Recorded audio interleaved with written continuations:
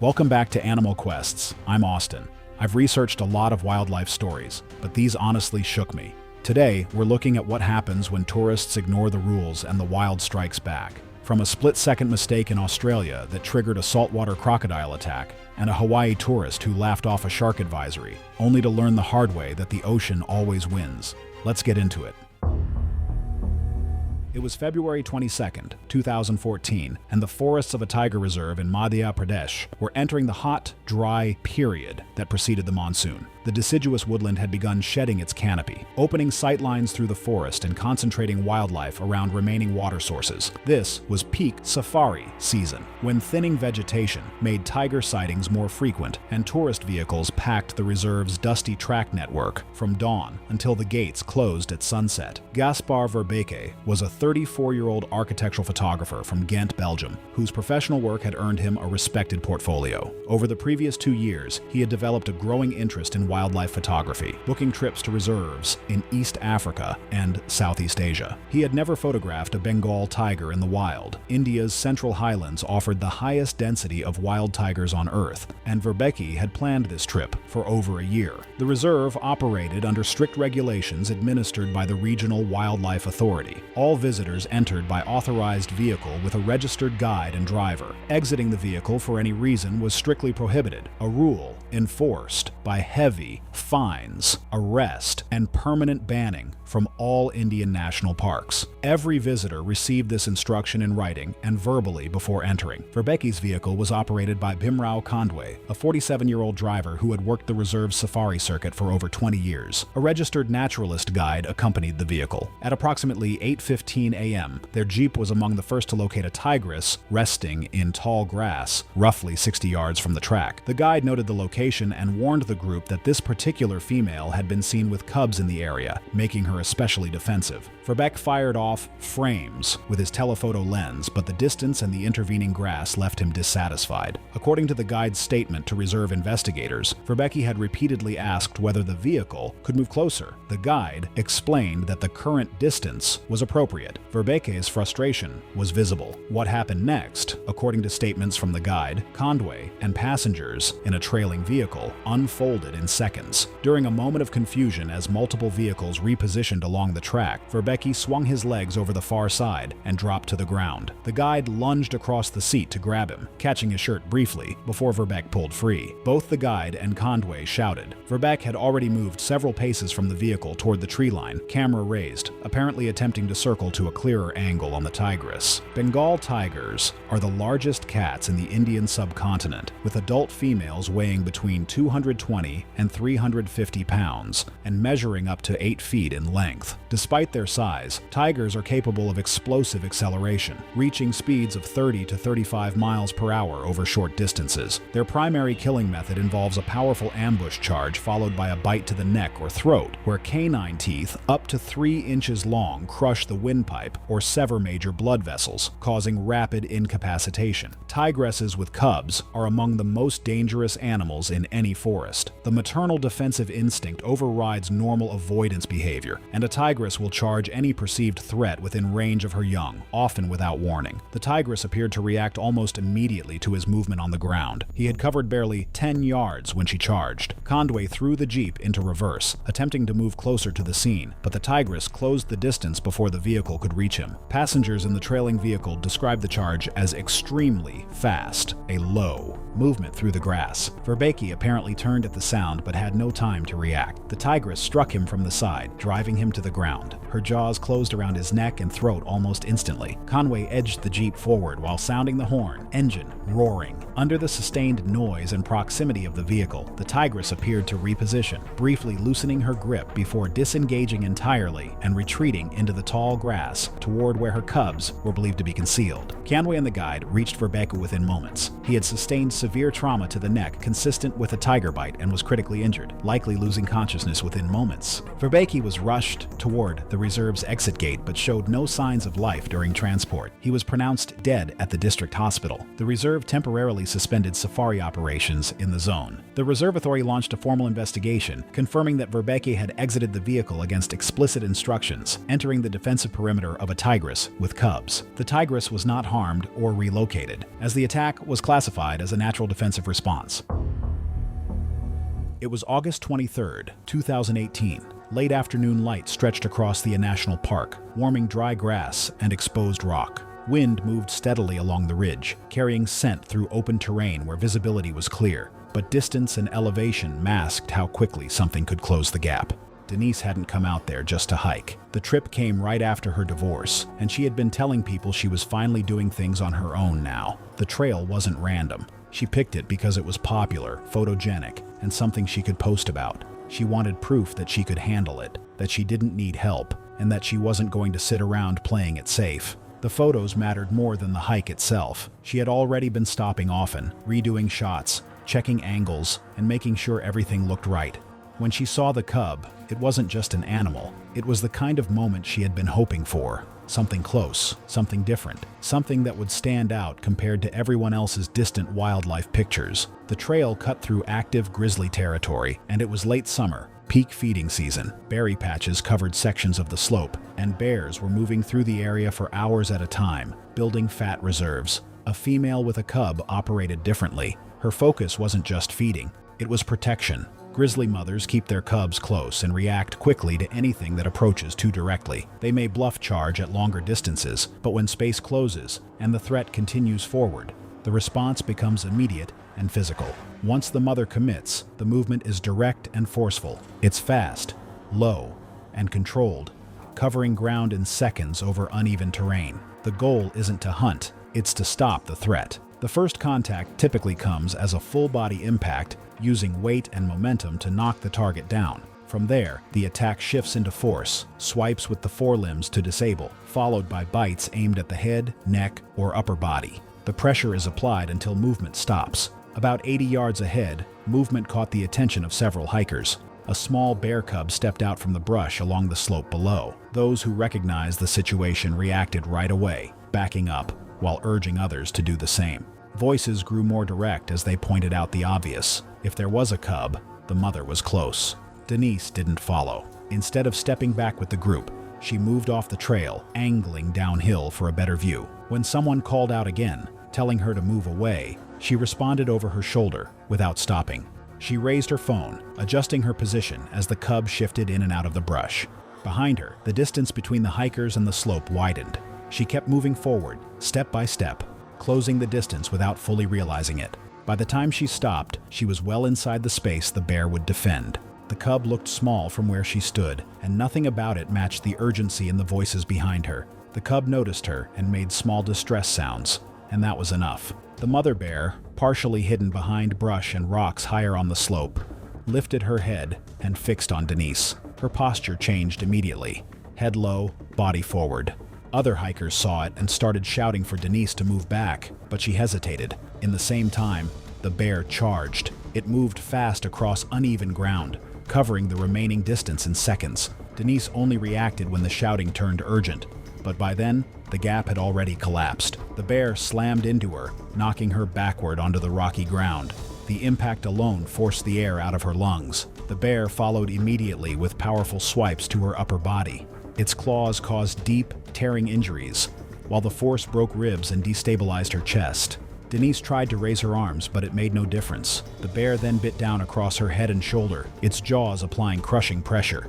The bite caused severe trauma to the skull and neck, while tearing the scalp and damaging underlying structures. The attack lasted about 20 to 30 seconds in short, forceful bursts. Once Denise stopped moving, the bear released and stepped back, watching briefly before turning uphill toward its cub. The hikers stayed back to avoid another charge. After several minutes, they moved in and called for help using a satellite device. Rescue teams arrived later by air, but Denise was declared dead at the scene.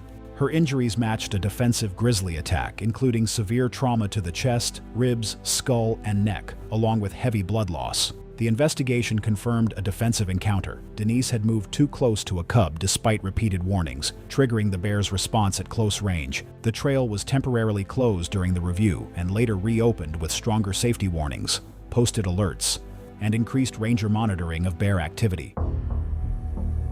It was March 17, 2018, and the afternoon heat pressed down on a dusty track winding through a wildlife reserve in southeastern Sri Lanka. The dry season had drawn wild Asian elephants toward the remaining waterholes, making sightings guaranteed for the jeep safari operators running daily excursions. A lone adult elephant stood at the track's edge. Mirodan Petrescu was a 37-year-old fitness influencer from Bucharest, Romania, whose social media following had grown rapidly through a combination of physique content and increasingly provocative travel videos. Petrescu had arrived in Sri Lanka 10 days earlier, documenting the trip for his platforms with an emphasis on close encounters with wildlife. His companion, Luminitsa Aldea, 29, sat in the rear of the open-top safari jeep. Petrescu had previously filmed himself approaching stray dogs in Istanbul and feeding wild monkeys by hand in Bali, content that had performed well enough to convince him that animals were predictable up close. The guide stopped the jeep at a safe distance and instructed the group to photograph from their seats. Petrescu expressed dissatisfaction with the distance. The guide refused to move closer. Without waiting for permission, Petrescu climbed over the side of the open jeep, carrying his phone on a selfie stick, and walked directly toward the elephant along the dirt track. The guide shouted for him to return immediately. According to the guide's account and passenger statements, Petrescu approached to within approximately 30 feet. He turned his back to the elephant and began filming himself with the animal in the background. When the elephant did not react visibly, Petrescu moved closer and began clapping his hands and stamping his feet, apparently attempting to provoke the animal into a dramatic reaction for the camera. Asian elephants are among the most powerful land animals on Earth, with adult males weighing between 8,000 and 11,000 pounds. Despite their size, elephants can accelerate to 25 miles per hour in a charge, covering short distances with startling speed. Elephants communicate agitation through ear flaring, head shaking,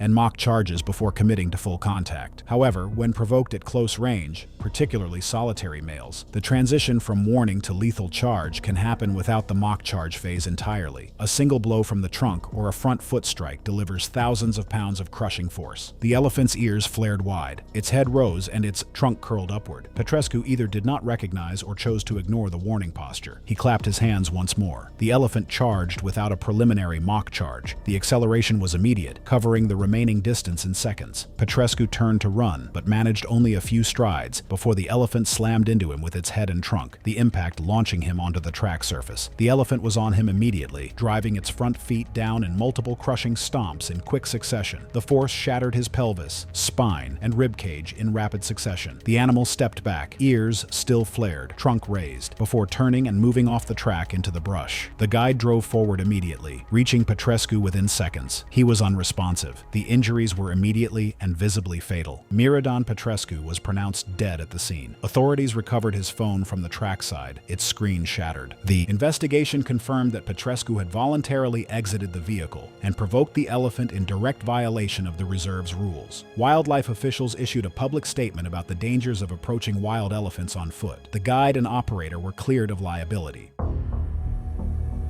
It was January 12, 2016, and the midday heat pressed down on an open safari park in the Middle East, where the air shimmered above sun-baked pathways, and the landscape had been sculpted to replicate the river systems of sub-Saharan Africa.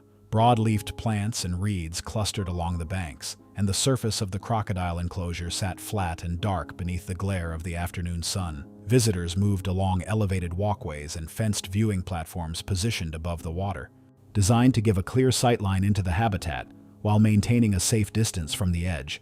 Warning signage was posted at every approach point. Danger, keep distance from the water. The barriers were layered, an outer fence followed by a secondary railing closer to the water's edge, beyond which no visitor was permitted to go. Ria Snoke was 26 years old, and she had arrived at the park that afternoon with a group of friends, camera in hand and a confidence around animals that had never been tested by anything genuinely dangerous. She had spent enough time watching wildlife documentaries to believe she understood predator behavior in a practical sense, and that belief had shaped her behavior throughout the day. At multiple exhibits earlier in the afternoon, she had leaned past safety barriers, dismissing concern from her friends each time. She had repeated a specific theory more than once, that a motionless crocodile was a safe crocodile. That stillness meant disengagement. Her friends had grown uneasy as the afternoon progressed, but Ria moved through the park with the ease of someone who had already decided nothing was going to happen. The crocodile viewing platform overlooked a wide, shallow water feature where several Nile crocodiles were visible, some basking on the far bank, others partially submerged. The surface was almost completely still. Ria moved toward the secondary railing at the platform's edge. A friend told her that was close enough. The platform edge sat less than 2 meters above the waterline, and by leaning past the inner railing, Ria reduced that gap even further, placing her arm within realistic striking distance of anything directly below. Ria leaned further over the railing, extending her arm toward the water below, trying to see movement beneath the surface. She told her friends there was nothing there. Nile crocodiles are among the most dangerous predators on Earth, with large adults reaching 16 feet and weighing over 1,500 pounds. Their hunting strategy is built entirely on patience and concealment, capable of remaining motionless for extended periods, while monitoring movement above through sensory systems that detect vibration, pressure, and shadow with extraordinary precision. Their strike is explosive and vertical, covering short distances in a fraction of a second. Once the jaws close, bite force exceeds 5,000 pounds per square inch, sufficient to crush bone instantly. Escape from an established grip is not a realistic outcome. Below the surface, directly beneath the platform, a crocodile had been waiting. The water above showed nothing. No ripple, no shadow, no indication of anything beneath. Ria's arm was extended over the railing. Her weight shifted forward, her attention on the far bank. The surface exploded. The crocodile launched vertically from directly below, its jaws closing around Ria's forearm before she had any capacity to react. The bite was immediate and total, crushing bone and tissue in the same instant. Instead of holding position, the crocodile immediately dropped back and surged away from the edge, using its full body weight to drag her forward. She grabbed for the barrier with her free hand, but could not hold it. Her body went over the edge and into the water within seconds. She disappeared beneath the surface almost immediately. The crocodile did not pause or reposition. It pulled her fully underwater first, where control is absolute. The animal then initiated a death roll, its body rotating violently while maintaining its grip. The rotation tore through the shoulder joint and surrounding tissue as water filled her lungs. The primary fatal mechanism became rapid drowning during submersion, compounded by severe rotational trauma. The rolling continued briefly before the crocodile stabilized its hold and dragged her farther from the platform. Her body surfaced once, face down and unresponsive, before being pulled under again and moved toward deeper water. Death resulted from drowning combined with catastrophic structural damage caused by the rolling motion and initial bite. Park staff responded immediately, clearing the platform and contacting emergency services. A recovery operation launched that afternoon continued into the following day.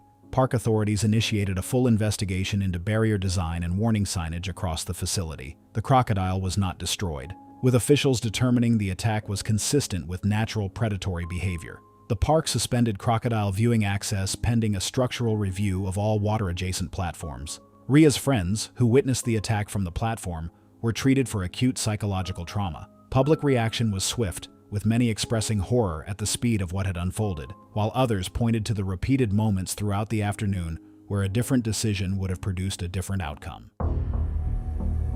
It was October 14, 2018, when heavy autumn swells pushed turbid water along the north shore of Oahu, Hawaii. Recent storms had stirred sediment from the ocean floor, reducing underwater visibility to less than 10 feet along the outer reef. A confirmed tiger shark sighting earlier that morning had prompted lifeguards to post red warning flags and issue verbal advisories for all swimmers and surfers to exit the water. By mid-morning, most of the regular surf crowd had complied. Tamsin Calloway was a 31-year-old Australian fitness influencer from Sydney's northern beaches, visiting Hawaii on a 3-week content creation trip funded by a sportswear brand. Calloway had built a following of over 200,000 across her platforms through a mix of surf photography, ocean swimming footage, and fitness content filmed in exotic coastal locations. Her brand depended on dramatic ocean imagery, and the North Shore's famous winter swells represented a critical content opportunity. Calloway had arrived at the beach shortly after the advisory was posted. A lifeguard approached her in the parking area and informed her that the water was closed due to a shark sighting and that conditions were dangerous. Calloway told the lifeguard she was from Australia, had grown up surfing around sharks, and that the advisory was an overreaction. She pointed out that several surfers were still visible beyond the break and suggested the closure was not being enforced seriously. The lifeguard repeated the advisory firmly and explained that the remaining surfers had been in the water before the sighting and were being directed to to shore. Calloway laughed and told him that Australian beaches stayed open in worse conditions than this. She dismissed him and walked toward the waterline with a borrowed surfboard. A second lifeguard on the tower used a megaphone to direct Calloway not to enter the water. She hesitated briefly at the waterline, scanning the murky surface, then paddled out regardless,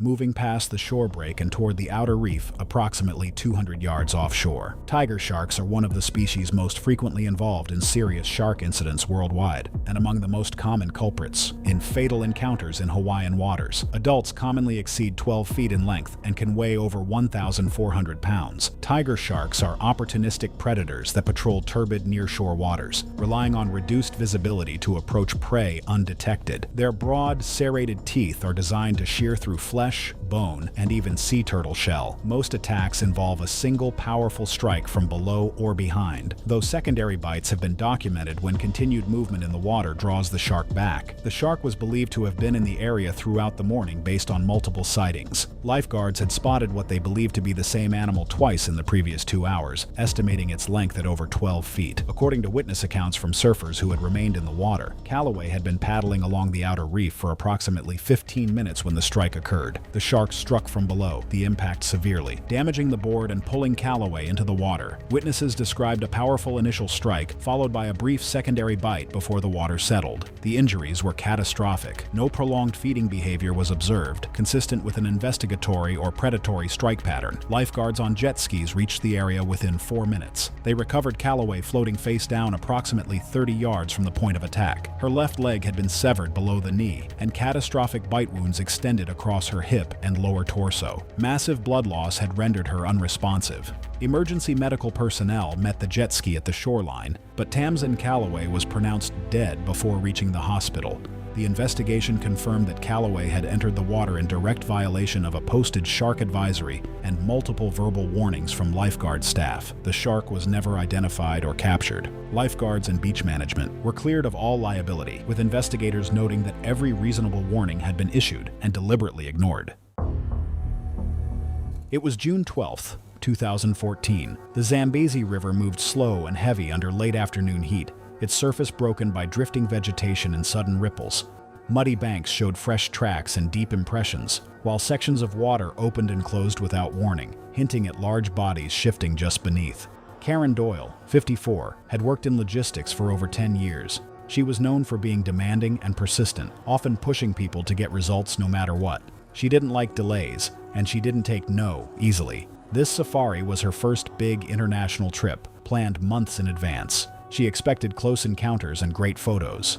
By the 4th day, she was already frustrated. The animals always seemed too far away. She complained that the guides weren't doing enough to get them closer. Other tourists noticed her attitude shifting. The group stopped at a wide riverbank where several hippos were resting in the water. Most of their bodies were hidden, with only their eyes and nostrils showing. Hippos are extremely large and very territorial, especially near the water. They use the same paths to move in and out, paths worn into the mud over time. Standing in those paths is one of the most dangerous things you can do. Before anyone got close, the guide gave clear instructions. Wooden markers were set about 30 feet from the water, forming a boundary no one was supposed to cross. He explained that this area was an active hippo path and warned everyone to stay back, stay quiet, and never stand near the edge. However, Karen didn't like it.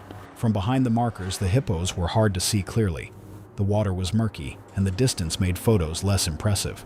When one of the larger hippos lifted higher out of the water, she saw her chance and stepped past the boundary. The guide reacted right away, raising his voice and telling her to step back. A few other tourists joined in, warning her she was too close. Karen ignored them. She kept moving forward, raising her camera and adjusting her position. Witnesses said she argued loudly, saying she paid for this experience and wasn't going to settle for distant shots. That noise and movement caught the hippo's attention. One of them turned directly toward her. Its ears tilted forward, and its head rose slightly above the water as it focused on her. The guide's voice changed, now urgent, as he shouted that she was standing directly in its path. Karen stepped even closer. She stopped about 10 feet from the water, standing on dark, flattened mud. It was a clear entry point, a path the hippos used regularly, and that's when the hippo reacted. It lifted its head higher and opened its mouth wide, showing large curved tusks. It was a quick warning, not a long display. Karen stayed focused on her camera. The charge came immediately. The hippo exploded out of the water in a straight line. It moved fast, covering the distance in seconds, its weight throwing water and mud as it surged forward. Karen turned at the sound, but there was no time to move. The impact knocked her off her feet. She hit the wet ground hard, losing all balance. At the same moment, the hippo drove forward and clamped its jaws across her lower body. The bite was wide and powerful, centered across her hips and upper legs. The bone broke under the pressure, and the force crushed internal organs at the same time. It then pushed forward, using its weight to pin her to the ground. The pressure alone caused massive damage. Her body was forced sideways in the mud, adding more strain to her ribs and spine. After several seconds, the hippo released. It stayed on the bank, standing between her and the water. Its head remained angled toward the group. No one moved. The guide held his arm out, stopping anyone from getting closer. Everyone understood that moving too soon could trigger another charge.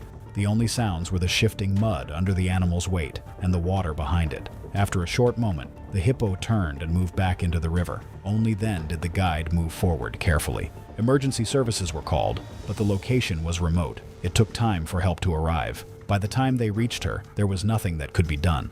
Karen was pronounced dead at the scene. The cause of death was severe crushing injuries to the pelvis and torso, along with massive internal bleeding caused by the bite and force of the attack.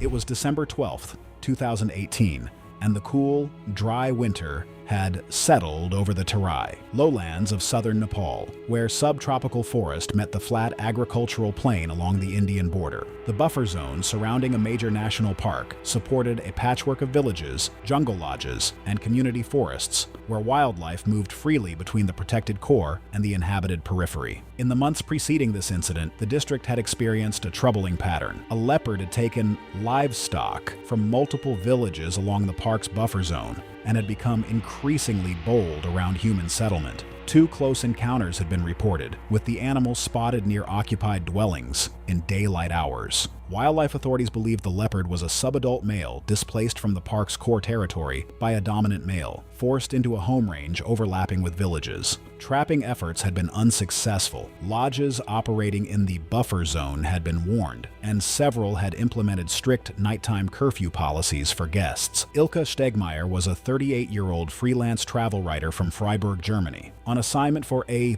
boutique outdoor magazine. She had spent 10 days in Nepal, trekking in the Annapurna region before traveling south to the Terai for a 3-night stay at a small jungle lodge offering guided nature walks and birdwatching excursions. Stegmaier was an experienced traveler, comfortable in remote environments and accustomed to operating independently. The lodge consisted of 6 thatched roof cottages around a central garden, bordered by dense sal forest on 3 sides. A low bamboo fence marked the perimeter, intended as a boundary marker rather than a physical barrier. The lodge employed a night watchman who patrolled after dark with a flashlight and noisemakers. Upon check-in, the lodge manager briefed Stegmaier on safety protocols. Guests were not to leave the compound after dark under any circumstances. The manager specifically referenced the recent leopard activity and explained the animal had not been captured. Stegmaier acknowledged the briefing. She did not mention any plans to leave the compound after dark. On her second evening, conversation at dinner turned to the clarity of the winter sky. Stegmaier mentioned her intention to photograph stars for her article. The lodge manager reminded the group that all areas outside the lit compound were off limits after dark. According to the night watchman's subsequent statement, Stegmaier retired to her cottage at approximately 9:30 p.m. At approximately 11 p.m., the watchman noticed that the bamboo gate on the compound's forest-facing side was unlatched. A worn footpath led from this gate roughly 100 yards to a small clearing on a low ridge that staff used as a daytime viewpoint. Leopards are among the most adaptable and elusive large cats, with adult males weighing between 80 and 170 pounds and measuring up to 7 feet in length. They are primarily nocturnal hunters relying on stealth, patience, and explosive ambush from close range. A leopard's preferred killing method involves a powerful bite to the back of the neck or throat, targeting the spinal cord or windpipe.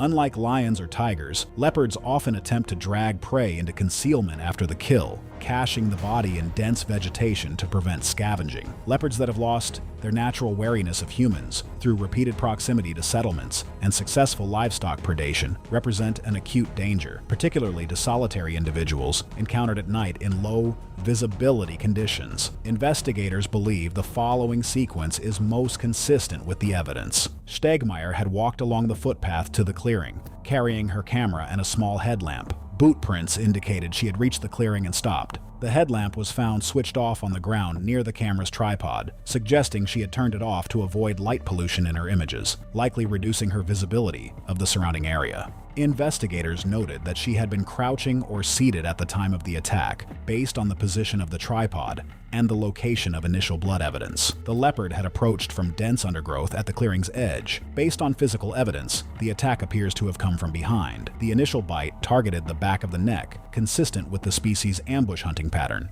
though the injuries suggested the attack was not a clean, predatory kill. Claw marks across her shoulders and upper back indicated the animal had pulled her backward off the low ridge. Drag marks and blood evidence showed the leopard had moved Stegmaier's body an estimated 20 to 30 yards into dense brush, consistent with caching behavior. The night watchman raised the alarm at approximately 11:45 p.m. after discovering the open gate and Stegmaier's cottage empty. Lodge staff and villagers located her remains in the brush below the clearing at first light.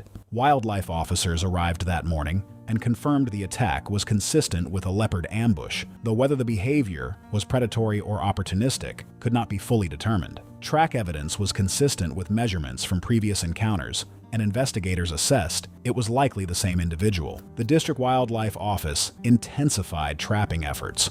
A leopard believed to be the same individual was captured approximately 3 weeks later and removed from the area. Though long-term outcomes for relocated leopards are often uncertain, the lodge suspended operations and reopened months later with reinforced barriers and mandatory escort policies.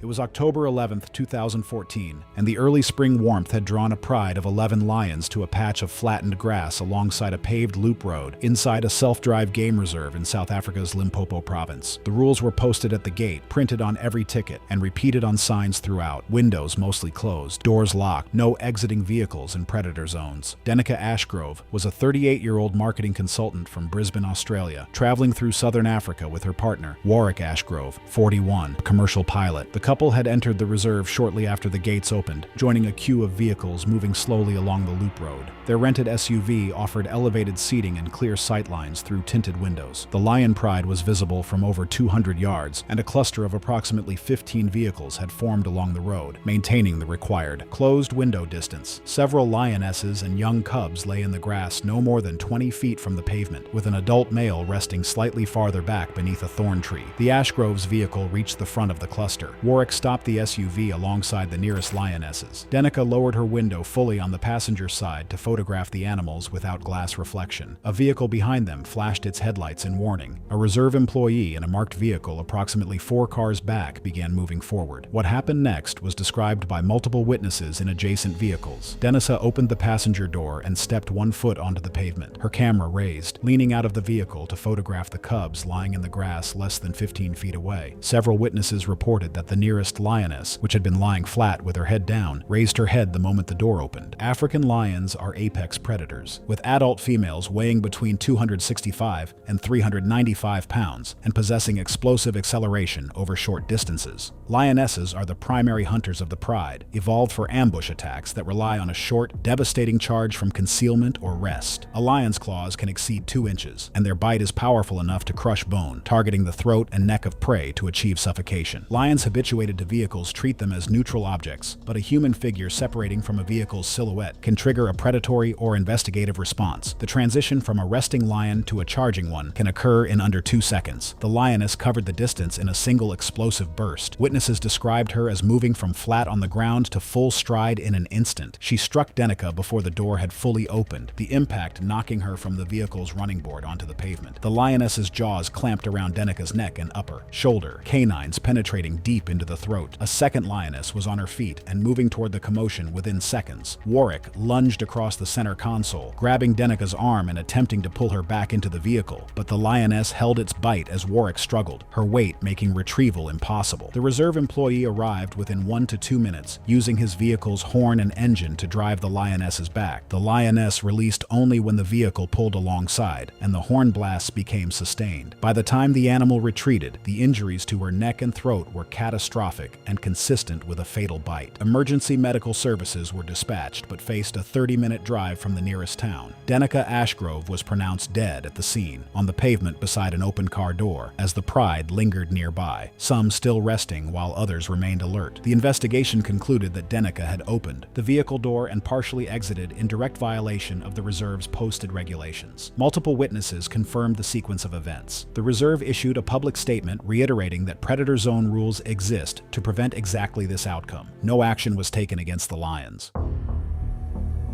It was November 8, 2013, when the late monsoon rains had left the hill country of central Sri Lanka lush and dripping. The cloud forests that clung to the ridgelines above a small boutique nature lodge were home to one of the densest populations of Sri Lankan leopards on the island. The lodge, located on the edge of a national park buffer zone, attracted international visitors seeking wildlife photography opportunities. Frauke Kettmann was a 45-year-old German travel blogger based in Berlin, whose online presence centered on curated images from remote natural destinations. Her content strategy prioritized dramatic, close-range wildlife photography, and she had built a modest following through striking images captured on previous trips to Borneo, Madagascar, and Patagonia. She viewed safety briefings as generic legal formalities rather than genuine survival guidance. The lodge manager conducted an in-person safety briefing upon arrival, emphasizing that guests must not walk the grounds alone after dark. Sri Lankan leopards were active nocturnally, and the surrounding forest provided ideal cover for ambush. A large male leopard had been observed regularly on camera traps along the trail system bordering the lodge property, and had become partially habituated to human activity in the area, making him less likely to retreat and more likely to hold his ground when disturbed. Kettmann dismissed the briefing at dinner that evening, telling the manager his warnings were overly dramatic and designed to frighten guests into staying at the lodge bar rather than exploring. The following evening, Kettmann told her companion she intended to walk the forest trail adjacent to the property to photograph the sunset. Her companion, another German tourist, declined to join her and urged her to stay within the lodge grounds. Kettmann departed alone at approximately 5:40 p.m., carrying her camera and a small flashlight. Sri Lankan leopards are a subspecies unique to the island, where they function as the apex predator in the absence of tigers or lions.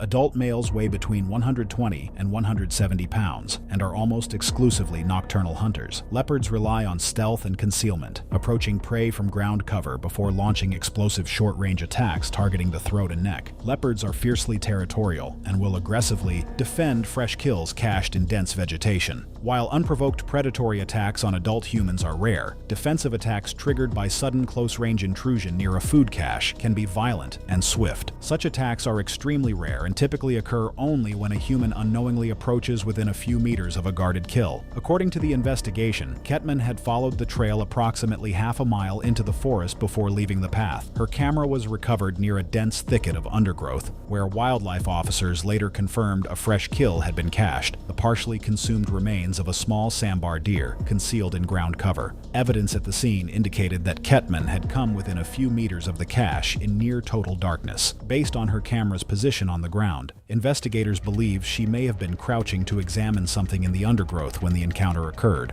a posture that, combined with the darkness, could have reduced her profile to something the leopard perceived as a more immediate threat to its kill. Track evidence and the pattern of injuries suggested her proximity to the cache likely triggered a rare defensive attack launched from ground level. The leopard struck at her head and neck, delivering a bite and brief clawing attack before disengaging quickly. The injuries, though inflicted in seconds, caused severe neck trauma and blood loss, which, combined with delayed medical access, proved fatal. The attack was consistent with a brief, explosive defensive response rather than sustained predation. Such fatal outcomes are exceptionally rare and typically require extremely close-range surprise encounters near a guarded kill. The leopard had already withdrawn into cover by the time search teams arrived. Lodge staff organized a search when Kettmann failed to return by 7:30 p.m. Her body was discovered along the forest trail at approximately 9:15 10:15 p.m. wildlife officers arrived the following morning, confirming the presence of the cached kill and leopard tracks consistent with a large male. The animal was never captured. The investigation concluded that Kettmann had entered a restricted area after dark in violation of lodge safety instructions and had unknowingly approached a leopard's food cache at extremely close range, triggering what wildlife officers described as a rare but documented type of defensive encounter. The lodge was cleared of liability. It was April 22nd, 2015, and the late afternoon sun stretched long golden light across the bush roads of Kruger National Park, casting deep shadows through the mopane trees and turning the dry grass a warm amber. The air was still and dry, carrying the faint scent of dust and wild sage.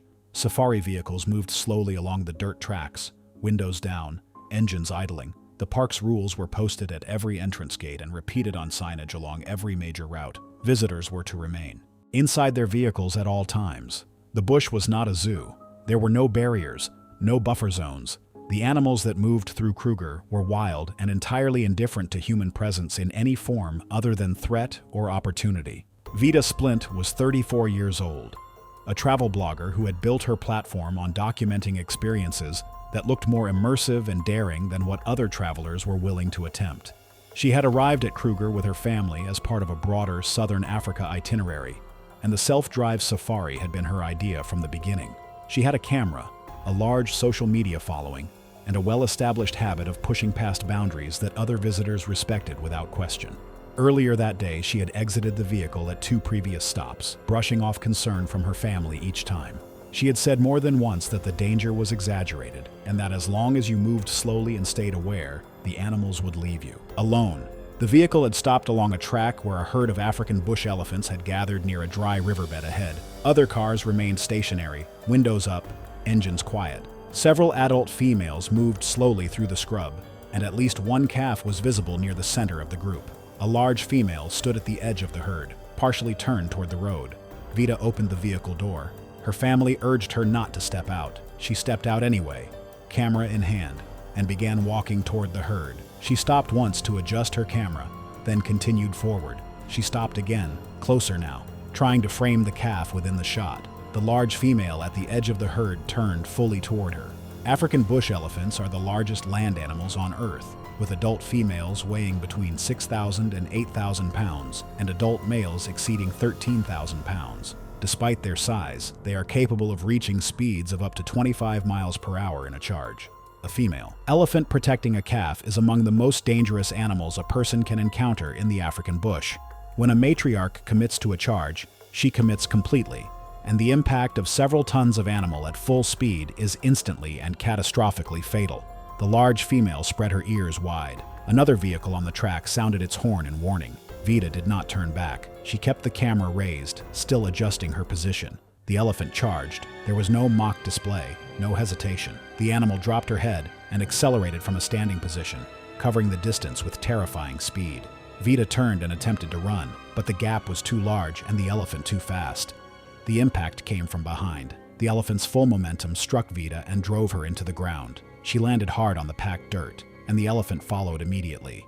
A front foot came down on Vida's torso. Ribs collapsed instantly, the chest wall driven inward under several tons of moving mass. Internal organs ruptured from the compression. A second stomp landed across the upper abdomen, pushing and rolling the body several feet along the track. The elephant continued forward before turning briefly, ears still spread, then moved back toward the herd. Vida lay motionless on the track. Death resulted from massive blunt force trauma and the complete destruction of the thoracic cavity and internal organs. Park rangers reached the scene within minutes, alerted by other vehicles in the area. Emergency services were dispatched, but arrived to find nothing could be done. Vida was pronounced dead at the scene. South African National Parks authorities launched a formal investigation into the incident. The elephant herd was not disturbed or relocated. Officials concluded the animal had responded defensively to a perceived threat near her calf, entirely consistent with natural elephant protective instinct. Vida's family, who witnessed the attack from inside the vehicle, were provided with trauma support services.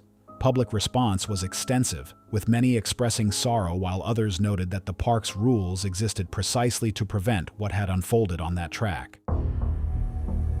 It was June 19, 2017, and the midnight sun hung low over the remote archipelago of Svalbard, casting the glacial landscape in perpetual pale gold light. The Norwegian territory, situated between mainland Norway and the North Pole, attracted a growing number of adventure tourists drawn by its extreme Arctic setting, dramatic glaciers, and polar bears. The main settlement served as a base for guided expeditions, with a population of roughly 2,000 permanent residents who understood the dangers of the surrounding wilderness intimately. Svalbard required that anyone traveling beyond the settlement boundaries have access to effective deterrence against polar bears, typically a suitable firearm or an armed guide. The regulation was posted prominently throughout the town, printed in multiple languages, and reinforced by every tour operator and rental agency. Flare guns and tripwire alarm systems were available for rent alongside rifles. The rules existed because polar bears roamed the landscape freely and had killed humans in documented incidents across the archipelago's history.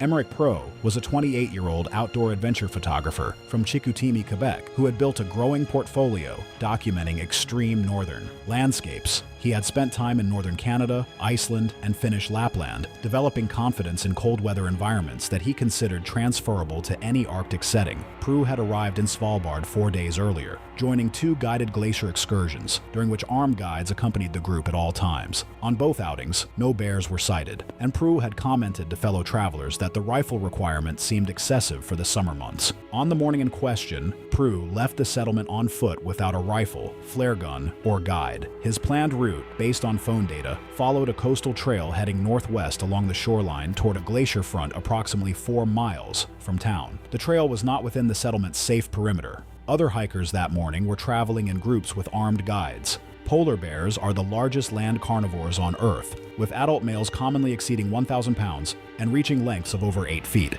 Unlike most bear species, polar bears are active predators that may treat humans as potential prey, particularly when natural food sources are scarce. Their hunting strategy involves patient approach across open terrain, closing distance before launching a short, explosive charge. Despite their size, polar bears can sprint at speeds exceeding 25 miles per hour. Their massive paws, spanning over 12 inches, deliver devastating blows capable of incapacitating prey instantly. In summer months, when sea ice retreats and seal hunting becomes difficult, polar bears increasingly patrol coastal areas and are more likely to investigate and approach humans as potential food sources. According to the investigation conducted by the Territorial Governor's Office, Prue had traveled approximately 3 miles from the settlement when the encounter occurred. The bear, a mature male estimated at roughly 1,000 pounds, had been moving along the shoreline in the same direction, likely patrolling for washed-up marine mammals or seabird colonies. Investigators believe the bear may have detected Prue from a distance across the open, treeless terrain and may have begun approaching. The landscape offered no cover. The coastal trail followed a flat gravel beach backed by the low, barren hills. Without a rifle, flare gun, or even bear spray, Prue had no deterrent available. Phone data suggested a sudden deviation from the trail, indicating he may have become aware of the bear and attempted to move away. But on open Arctic terrain, with no trees, structures, or elevation to reach, the distance between them would have closed quickly. Evidence at the scene, examined by police and wildlife officers, indicated a brief pursuit following a rapid closing of distance, then a violent confrontation. The bear had knocked Prue to the ground and inflicted catastrophic injuries to his head, neck, and upper body. Investigators assessed the attack as consistent with predatory behavior, though the exact sequence could not be fully determined. Death was determined to have occurred rapidly from the severity of the trauma. Prue failed to return to his accommodation. By evening, a search party, organized by the governor's office and local volunteers, located his body the following morning, approximately 3 miles along the coastal trail. The scene confirmed the injuries were consistent with a polar bear attack. Equipment and personal belongings were scattered across a wide area. The territorial governor launched a formal investigation. Authorities confirmed Prue had left without carrying or having immediate access to effective deterrence, as required for travel outside the perimeter. The bear was not immediately located. Authorities issued a heightened alert for the coastal area, and a bear matching the description was later euthanized after repeated approaches toward human activity. The investigation concluded that Prue had traveled through active polar bear habitat without any form of deterrence, and that this left him with extremely limited options when the encounter occurred. It was July 9th, 2016, when a flat-bottomed tourist vessel departed a riverside lodge near the base of Murchison Falls in northern Uganda. The dry season had compressed the Nile into a narrower, slower channel, and massive pods of hippos clustered in the remaining deep pools. The stretch below the falls was one of East Africa's premier wildlife viewing corridors, drawing international visitors year-round. Laurits Dekenaar was a 54-year-old pharmaceutical executive from Rotterdam, the Netherlands, who had spent a career accumulating the kind of wealth that funded ambitious travel. His recent enthusiasm for wildlife photography had produced a growing collection of close-range animal portraits that he exhibited at private events. Dekenaar had paid for a premium river excursion that morning, bringing along a camera body and long lens worth more than the boat beneath him. Dekenaar had been warned by his hotel concierge the previous evening that hippos were responsible for more tourist fatalities than any other animal on the river, advice he had dismissed as a standard scare tactic. The vessel carried 8 passengers and a guide with over a decade of experience on the Upper Nile. The guide's briefing before departure had been explicit. Passengers were to remain seated at all times, keep hands and arms inside the vessel, and avoid sudden movements near hippopods. The boat would maintain a safe distance from all animals. The first hour produced sightings of Nile crocodiles basking along the banks and several small hippo groups at a comfortable range. Dekenaar expressed visible frustration, gesturing at the distant animals and adjusting his lens repeatedly. When the guide slowed the boat to observe a pod of approximately 20 hippos in a deep pool, Dekenaar moved from his seat to the starboard side, bracing his camera against the gunwale. The guide instructed him to sit down. Dekenaar waved him off and remained standing, leaning progressively farther over the low side as the current carried the boat closer to the pod's edge. A submerged hippo surfaced without warning roughly 15 feet from the vessel, exhaling explosively. The sudden appearance startled Dekenaar, who lurched forward, lost his balance against the low railing, and fell over the side into the channel. Hippopotamuses are responsible for an estimated hundreds of human fatalities annually across sub-Saharan Africa, making them one of the continent's deadliest large animals. Adult males can weigh over 4,000 pounds and defend territories in water with extreme aggression. Their jaws can open to around 150 degrees, revealing canine teeth measuring up to 12 to 14 inches, and their bite is among the most powerful of any land animal, capable of crushing bone and severing limbs. Hippos are deceptively fast in water, capable of explosive charges through shallows that outpace any swimmer. Dekenaar surfaced less than 10 feet from the submerged male. According to the account provided by the guide and passengers, the hippo lunged in a defensive reaction before Dekenaar could orient himself. The animal's jaws clamped across his midsection with devastating force, the massive canines puncturing his torso from both sides. The bite crushed his ribcage and caused massive internal injuries. The hippo released momentarily, then re-engaged seconds later, biting down again before the guide could reposition the boat. The guide maneuvered alongside once the hippo submerged. Passengers hauled Dekenaar from the water after several attempts, the retrieval delayed by the hippo resurfacing nearby. He showed no signs of life. Laurits Dekenaar was later confirmed dead. The investigation confirmed that Dekenaar had been standing in violation of safety instructions at the time he fell overboard. The guide and tour operator were cleared of liability.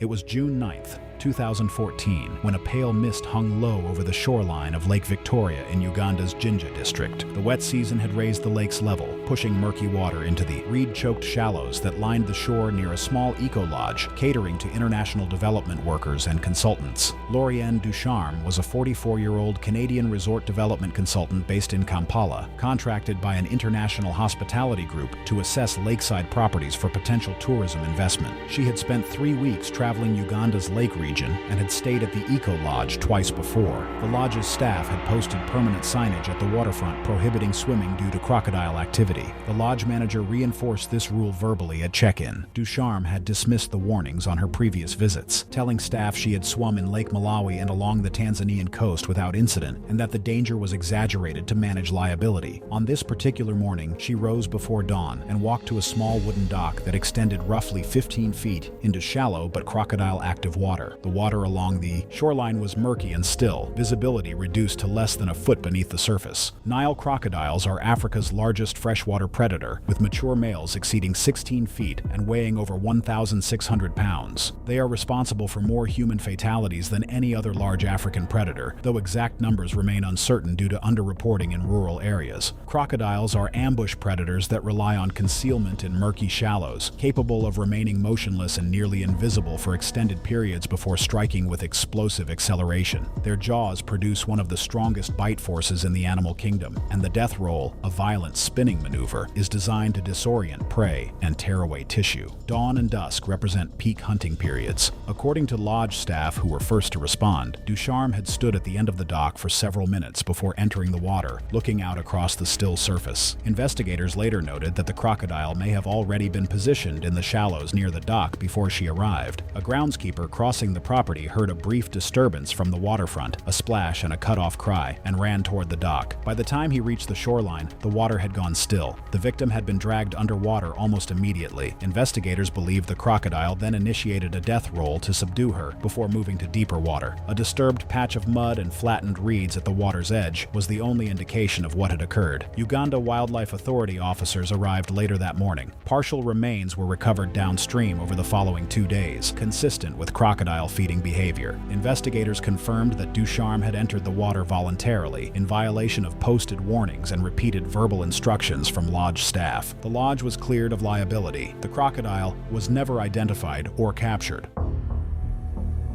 It was March 15th, 2017. The East Texas air pressed down, thick with humidity, carrying the smell of damp hay, stagnant water, and animal waste. Enclosures sat under a dull gray sky, metal fencing warm to the touch, while the surrounding trees stood still, the entire ranch heavy, quiet, and unmoving. Linda Carver, 46, worked part-time in retail and was deeply involved in her son's school activities, often volunteering for events and trips. She signed up for the field trip so she could stay close to her 12-year-old son and make sure he got the best experience. Before arriving, she had read online complaints about how far visitors were kept from the animals, and she decided she wasn't going to let that limit her day. From the moment they arrived, she started pointing it out, how far everything was, why the kids were being held back, why no one could see anything properly. When staff explained the rules, she talked over them, stepping forward as others stayed back. What was meant to be a simple safety boundary quickly turned into something she was determined to push. The tiger enclosure used an older design, a chain-link fence as the primary barrier, with a wooden rail set several feet back to keep visitors at a safer distance. That gap mattered. Bengal tiger individuals can exceed 400 pounds and generate enough force in a single forelimb strike to pull objects, or limbs, hard against a barrier. They are highly responsive to movement at close range, and repetitive pacing often signals focused attention on activity beyond the enclosure.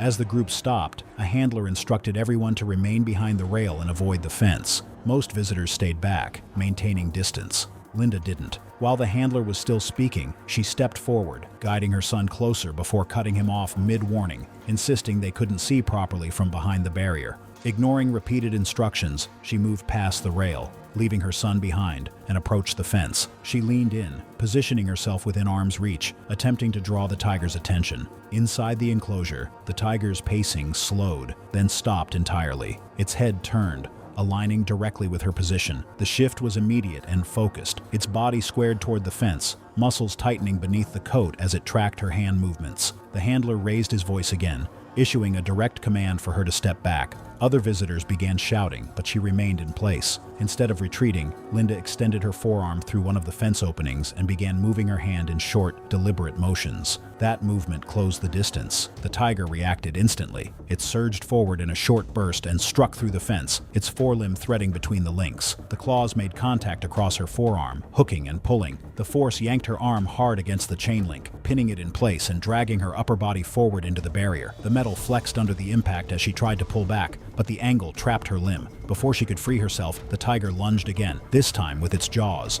It clamped down on her forearm through the fence, compressing it against the metal links. The bite force crushed bone and tore through muscle and connective tissue. The pressure drove her arm deeper into the fencing, worsening the structural damage as the animal adjusted its grip.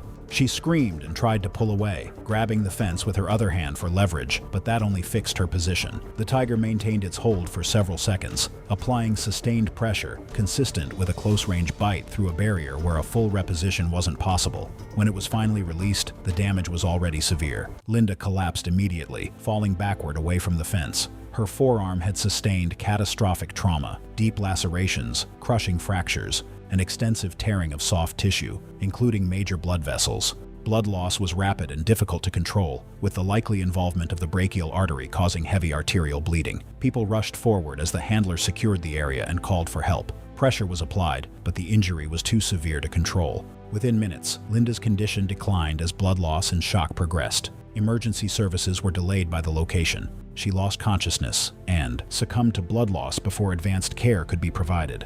The cause of death was a massive hemorrhage from traumatic injury to the brachial artery and surrounding tissue. The investigation found the tiger acted within normal behavior, responding to movement within reach of the enclosure. After the incident, the facility increased visitor distance, reinforced barriers, and tightened safety enforcement. It was September 9th, 2018, and the late morning crowds were already thick at a large metropolitan zoo in the United States, where the air smelled of popcorn and cut grass, and the distant calls of exotic birds carried across the open pathways. Families moved between exhibits in the warm September sun, the atmosphere relaxed and unhurried. The chimpanzee enclosure was a substantial habitat designed to replicate dense vegetation and rocky terrain of Central Africa, with a barrier system that included a wide outer railing and a significant drop into a moat-like enclosure below. Signage was posted clearly along the perimeter. The barrier was not subtle. It was not easy to misread. Corby Smith was 19 years old, and he had arrived that morning with a group of friends with a specific goal in mind. He was not there for the animals. He was there for content. He had spent months building a social media presence around stunts and boundary-pushing behavior, identifying the enclosure as the backdrop for attention online. He had made multiple attempts to climb the outer barrier earlier that morning, drawing warnings from visitors and at least one zoo staff member who had instructed him directly to step down. His friends kept their phones raised, treating each warning as part of the entertainment. Corby said more than once that the footage was going to blow up. He focused on the camera angle, not what was on the other side. Zoo staff member issued another direct warning as Corby climbed again. He laughed it off and pulled himself onto the inner ledge, balancing above the drop. He adjusted his position, phone raised, leaning for a better angle. He almost lost his footing once and caught himself. Rather than stepping back, he leaned further. His footing failed. Common chimpanzees are highly intelligent, social primates capable of extreme aggression during territorial or perceived threat situations. Adult males can exceed 100 pounds, but possess strength disproportionate to their size, with powerful jaws and a tendency to bite and tear soft tissue. Attacks escalate quickly into sustained mauling. Corby dropped into the enclosure and hit the ground hard. The nearest adult male chimpanzee reacted instantly, vocalizing sharply as others turned, then charged. He closed the distance in seconds before launching onto Corby. The chimpanzee grabbed his arm and shoulder, biting down and pulling while using its limbs to control him. Corby screamed as he was dragged across the rocky floor. His head struck the ground hard on the first impact. Without releasing, it repositioned its bite, tearing while maintaining grip, pulling him in short, forceful bursts rather than a directed drag. A second chimpanzee approached, striking and grabbing in quick, erratic bursts before circling back. The first chimp drove Corby down again, continuing to bite and pull. There was no pause, only sustained mauling, biting, shaking, and jerking movements in rapid succession. His body twisted under the force, his head striking rock repeatedly at irregular angles. The chimp continued pulling and repositioning him across the enclosure floor, movements disrupted by shouting from above. The outcome was driven by speed and relentless aggression. Not a single blow. Severe trauma accumulated, deep lacerations, crushing bites, and repeated blunt force impacts to the head. Corby did not get back up or regain. Coordinated movement. The cumulative trauma left him unresponsive. The chimpanzee remained briefly nearby, agitated and vocalizing, before retreating as noise increased. Corby did not move as staff began to intervene. Death was later attributed to severe traumatic brain injury, combined with extensive blood loss and shock from sustained mauling and repeated impact with the enclosure surface. Zoo staff initiated emergency protocols immediately, moving the chimpanzees to a holding area. Emergency services entered and reached Corby, but he was unresponsive. He was pronounced dead at the scene. Local authorities conducted a formal investigation, reviewing footage that captured the sequence, including prior warnings. The chimpanzees were not destroyed, with officials determining the animals had responded to a direct intrusion consistent with natural behavior. The zoo announced a review of barrier heights and visitor monitoring. His friends who had filmed the incident were questioned. Public reaction was intense and divided, with grief for a teenager's death alongside anger at the circumstances.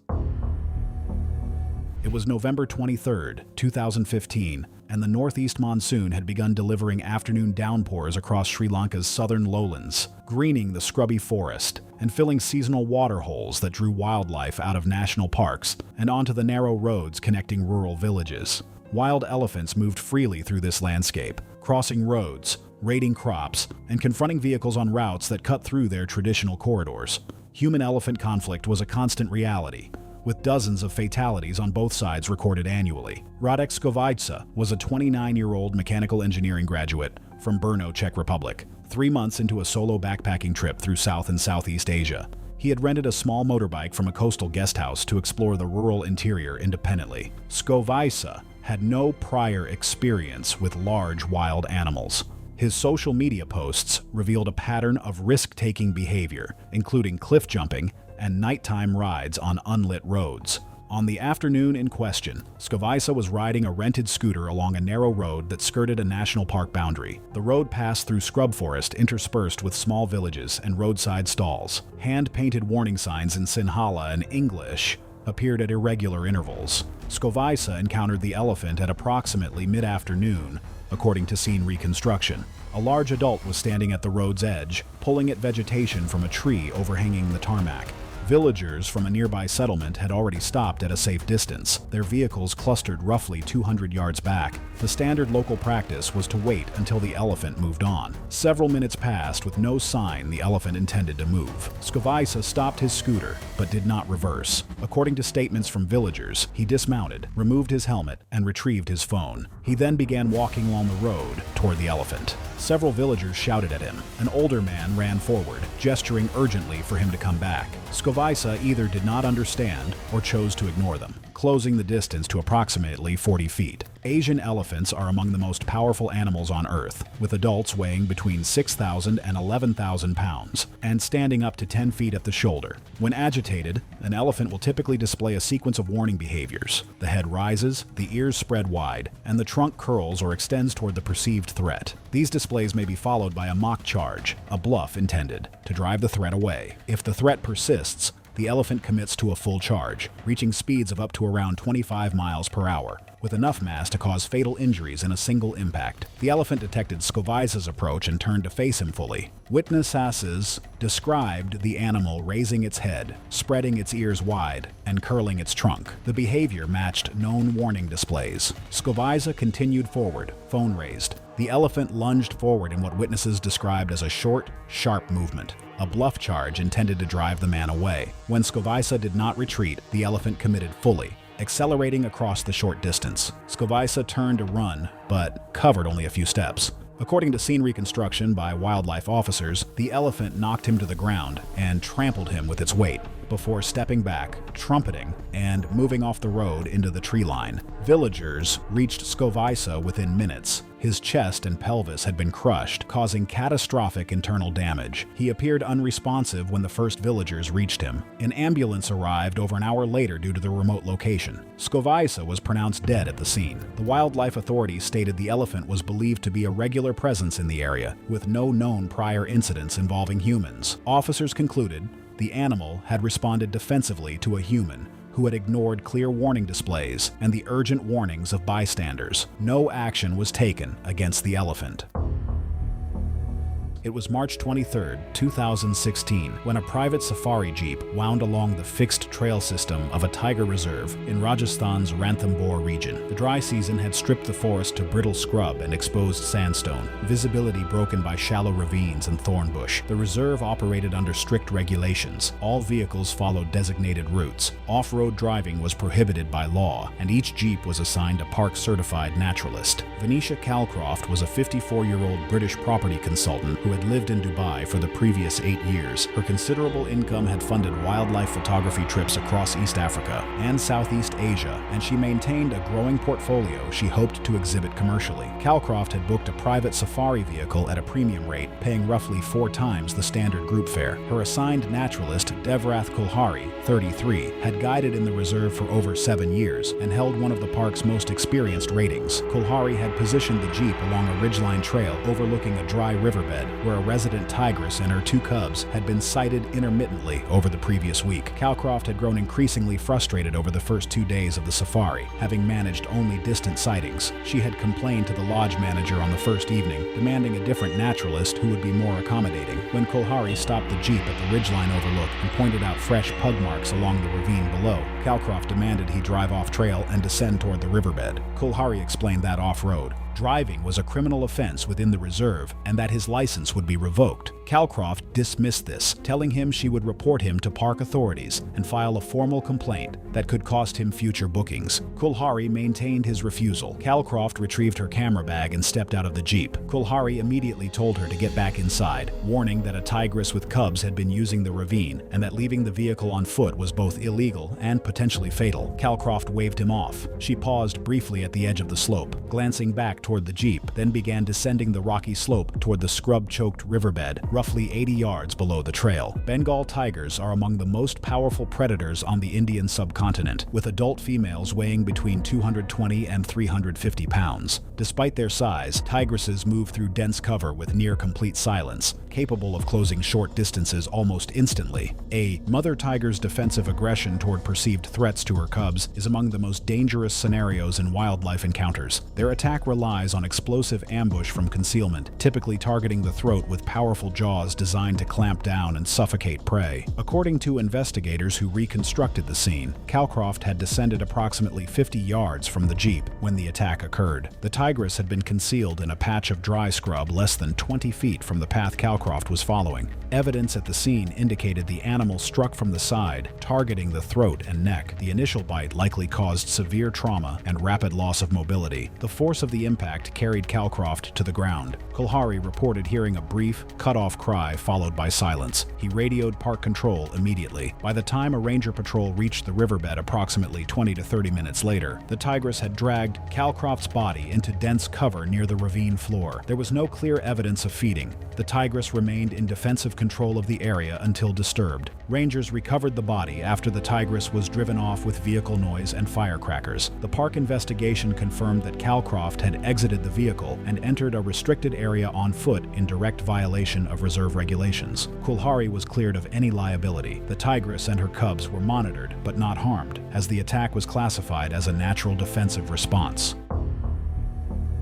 It was May 21, 2017, and the dry season heat hung over a remote wildlife safari lodge east of Darwin in Australia's Northern Territory. The lodge sat along a tidal river system with one of the densest saltwater crocodile populations in the region. Bright yellow warning signs lined every accessible stretch of riverbank. Tavish Breckenridge was a 28-year-old electrician from Manchester, England, 18 months into an extended working holiday across Australia. Breckenridge had booked a 3-night stay at the lodge on the recommendation of co-workers at a nearby cattle station, where he had spent the previous weeks employed. He had developed a casual attitude toward the territory's wildlife warnings, which he had described to co-workers as excessive. He had joked on multiple occasions about swimming in a billabong to prove the warnings were overblown, a remark his co-workers would later recall with uncomfortable clarity during interviews with investigators. The lodge's safety briefing upon check-in had been direct. Guests were forbidden from entering the river under any circumstances. All river-based activities were conducted from vessels operated by trained guides. The manager explained that crocodiles frequented the shallows directly below the property, particularly during the dry season, when receding water concentrated animals into smaller stretches. On his second evening, Breckenridge and 2 fellow guests spent several hours drinking on the lodge's deck overlooking the river. As dusk settled, Breckenridge announced he intended to cool off in a shallow pool visible from the deck, where a natural rock shelf appeared to separate a calm pocket of water from the main channel, though the waters remained connected beneath the surface. A warning sign stood at the top of the bank access path, accompanied by a newer sign featuring a crocodile silhouette displayed in bold lettering. Both companions refused to join him, one pointing directly at the sign. A staff member who overheard told Breckenridge the pool was well within crocodile territory and that entering the water after dark was effectively suicidal. Breckenridge dismissed the warning. According to his companion's later statements, Breckenridge removed his boots and descended the bank path, wading into the pool as the last light faded. The water was murky from tidal sediment, with visibility near zero below the surface. He waded to approximately waist depth, roughly 20 feet from shore. Saltwater crocodiles are the largest living reptiles on Earth, with dominant males in Australia's Northern Territory regularly exceeding 16 feet and weighing over 1,500 pounds. These apex predators possess one of the most powerful bites of any living animal, capable of crushing bone and tearing apart prey during a death roll. Their attack relies on remaining motionless in murky water before launching with explosive speed, clamping onto a victim, and initiating a death roll, a violent spinning maneuver that disorients prey and tears tissue before the crocodile drags its victim beneath the surface to drown. The crocodile had been resting motionless in the deeper water beyond the rock ledge, concealed entirely beneath the turbid surface. Scene reconstruction determined the animal struck from only a short distance. According to the two witnesses on the bank, the water erupted without warning. Massive jaws clamped around Breckenridge's torso, and the crocodile immediately pulled him beneath the surface. His companions reported a brief period of violent churning before the water went still. The entire attack lasted less than 10 seconds. Lodge staff initiated emergency protocols immediately. Rangers located the crocodile in a downstream pool 2 days later. Partial remains were recovered, confirming the victim's identity. The investigation confirmed that Breckenridge had entered the water voluntarily, after dark, in direct violation of the lodge's safety rules, and after receiving a direct verbal warning from staff. Toxicology analysis suggested significant alcohol consumption prior to the incident. The lodge and its staff were cleared of liability.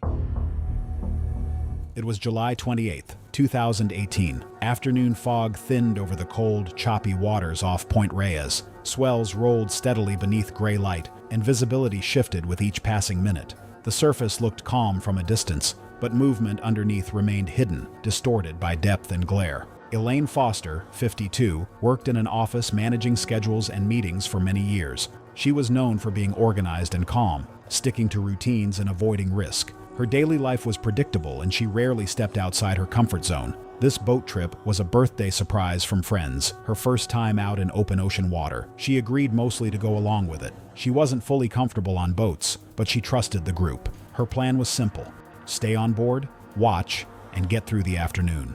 The boat moved slowly through an area known for fish and marine life. The water looked calm from the surface, but below it was active and unpredictable. In these waters, large sharks, especially great whites, regularly pass through, drawn by seals and sea lions that move along the same routes. They don't hunt boats, but they do respond to sudden movement or splashing, especially when something enters the water without warning. Before departure, the captain gave clear instructions.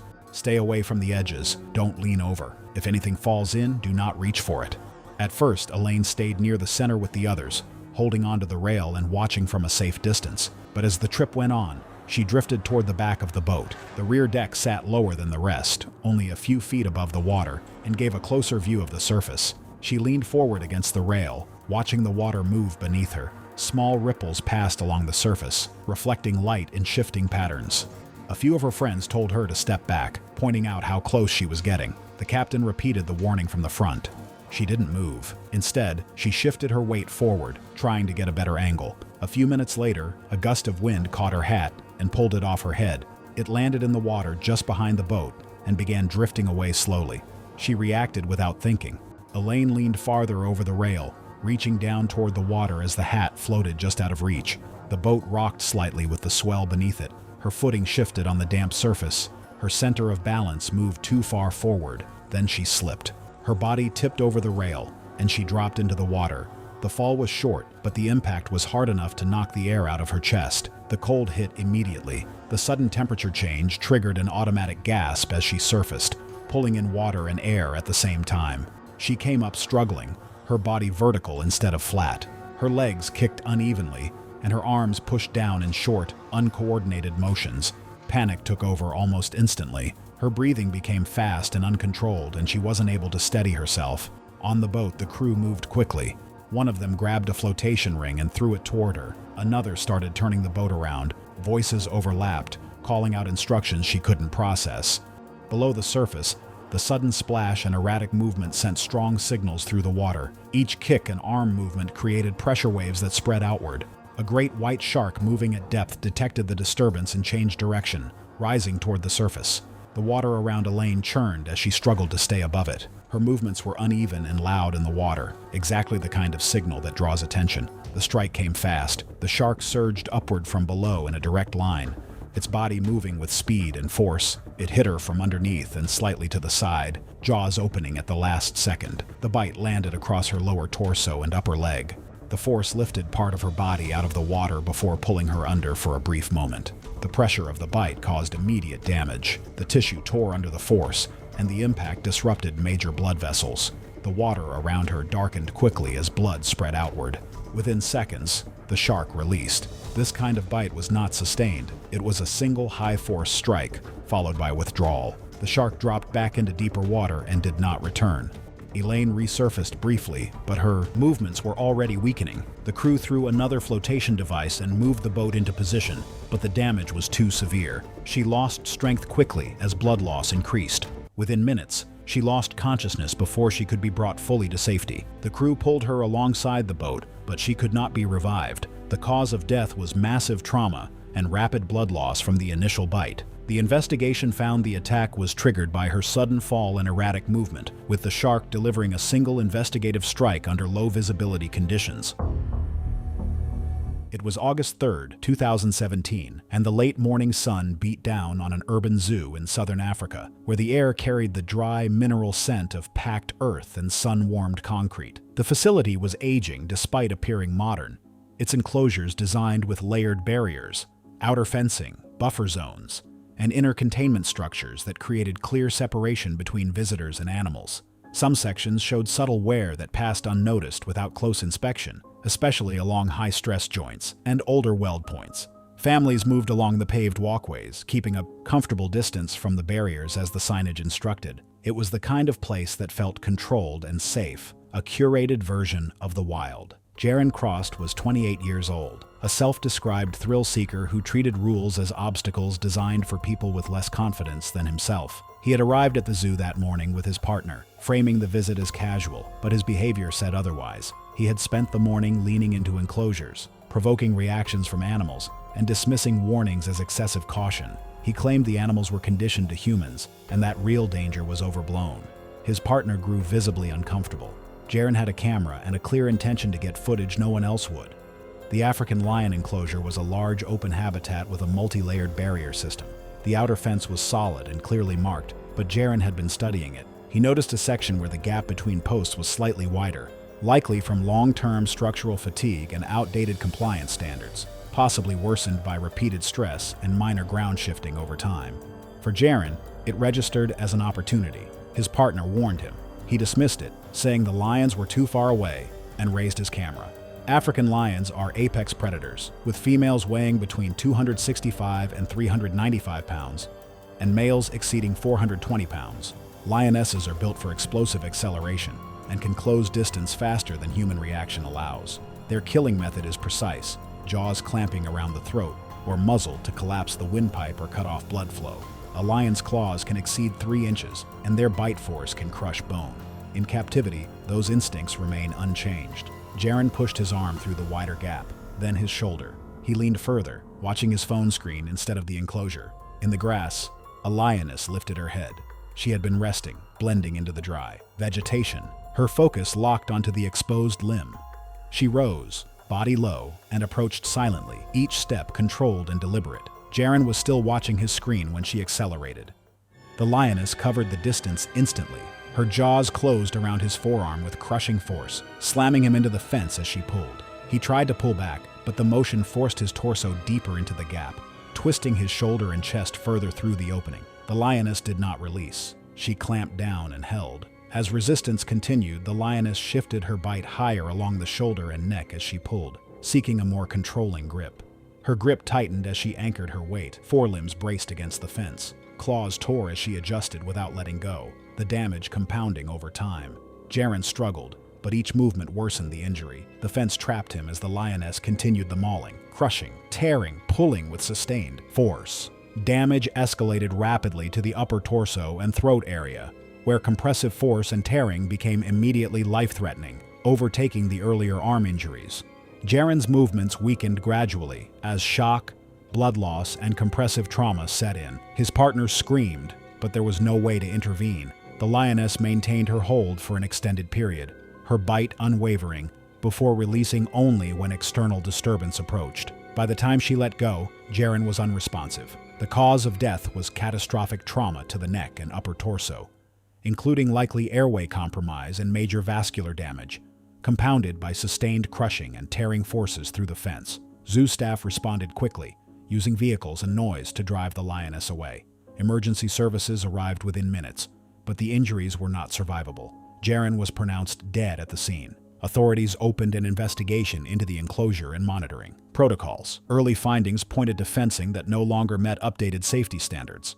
The lioness was not destroyed, as her behavior was deemed natural. The zoo announced a full structural review, and public reaction was sharp.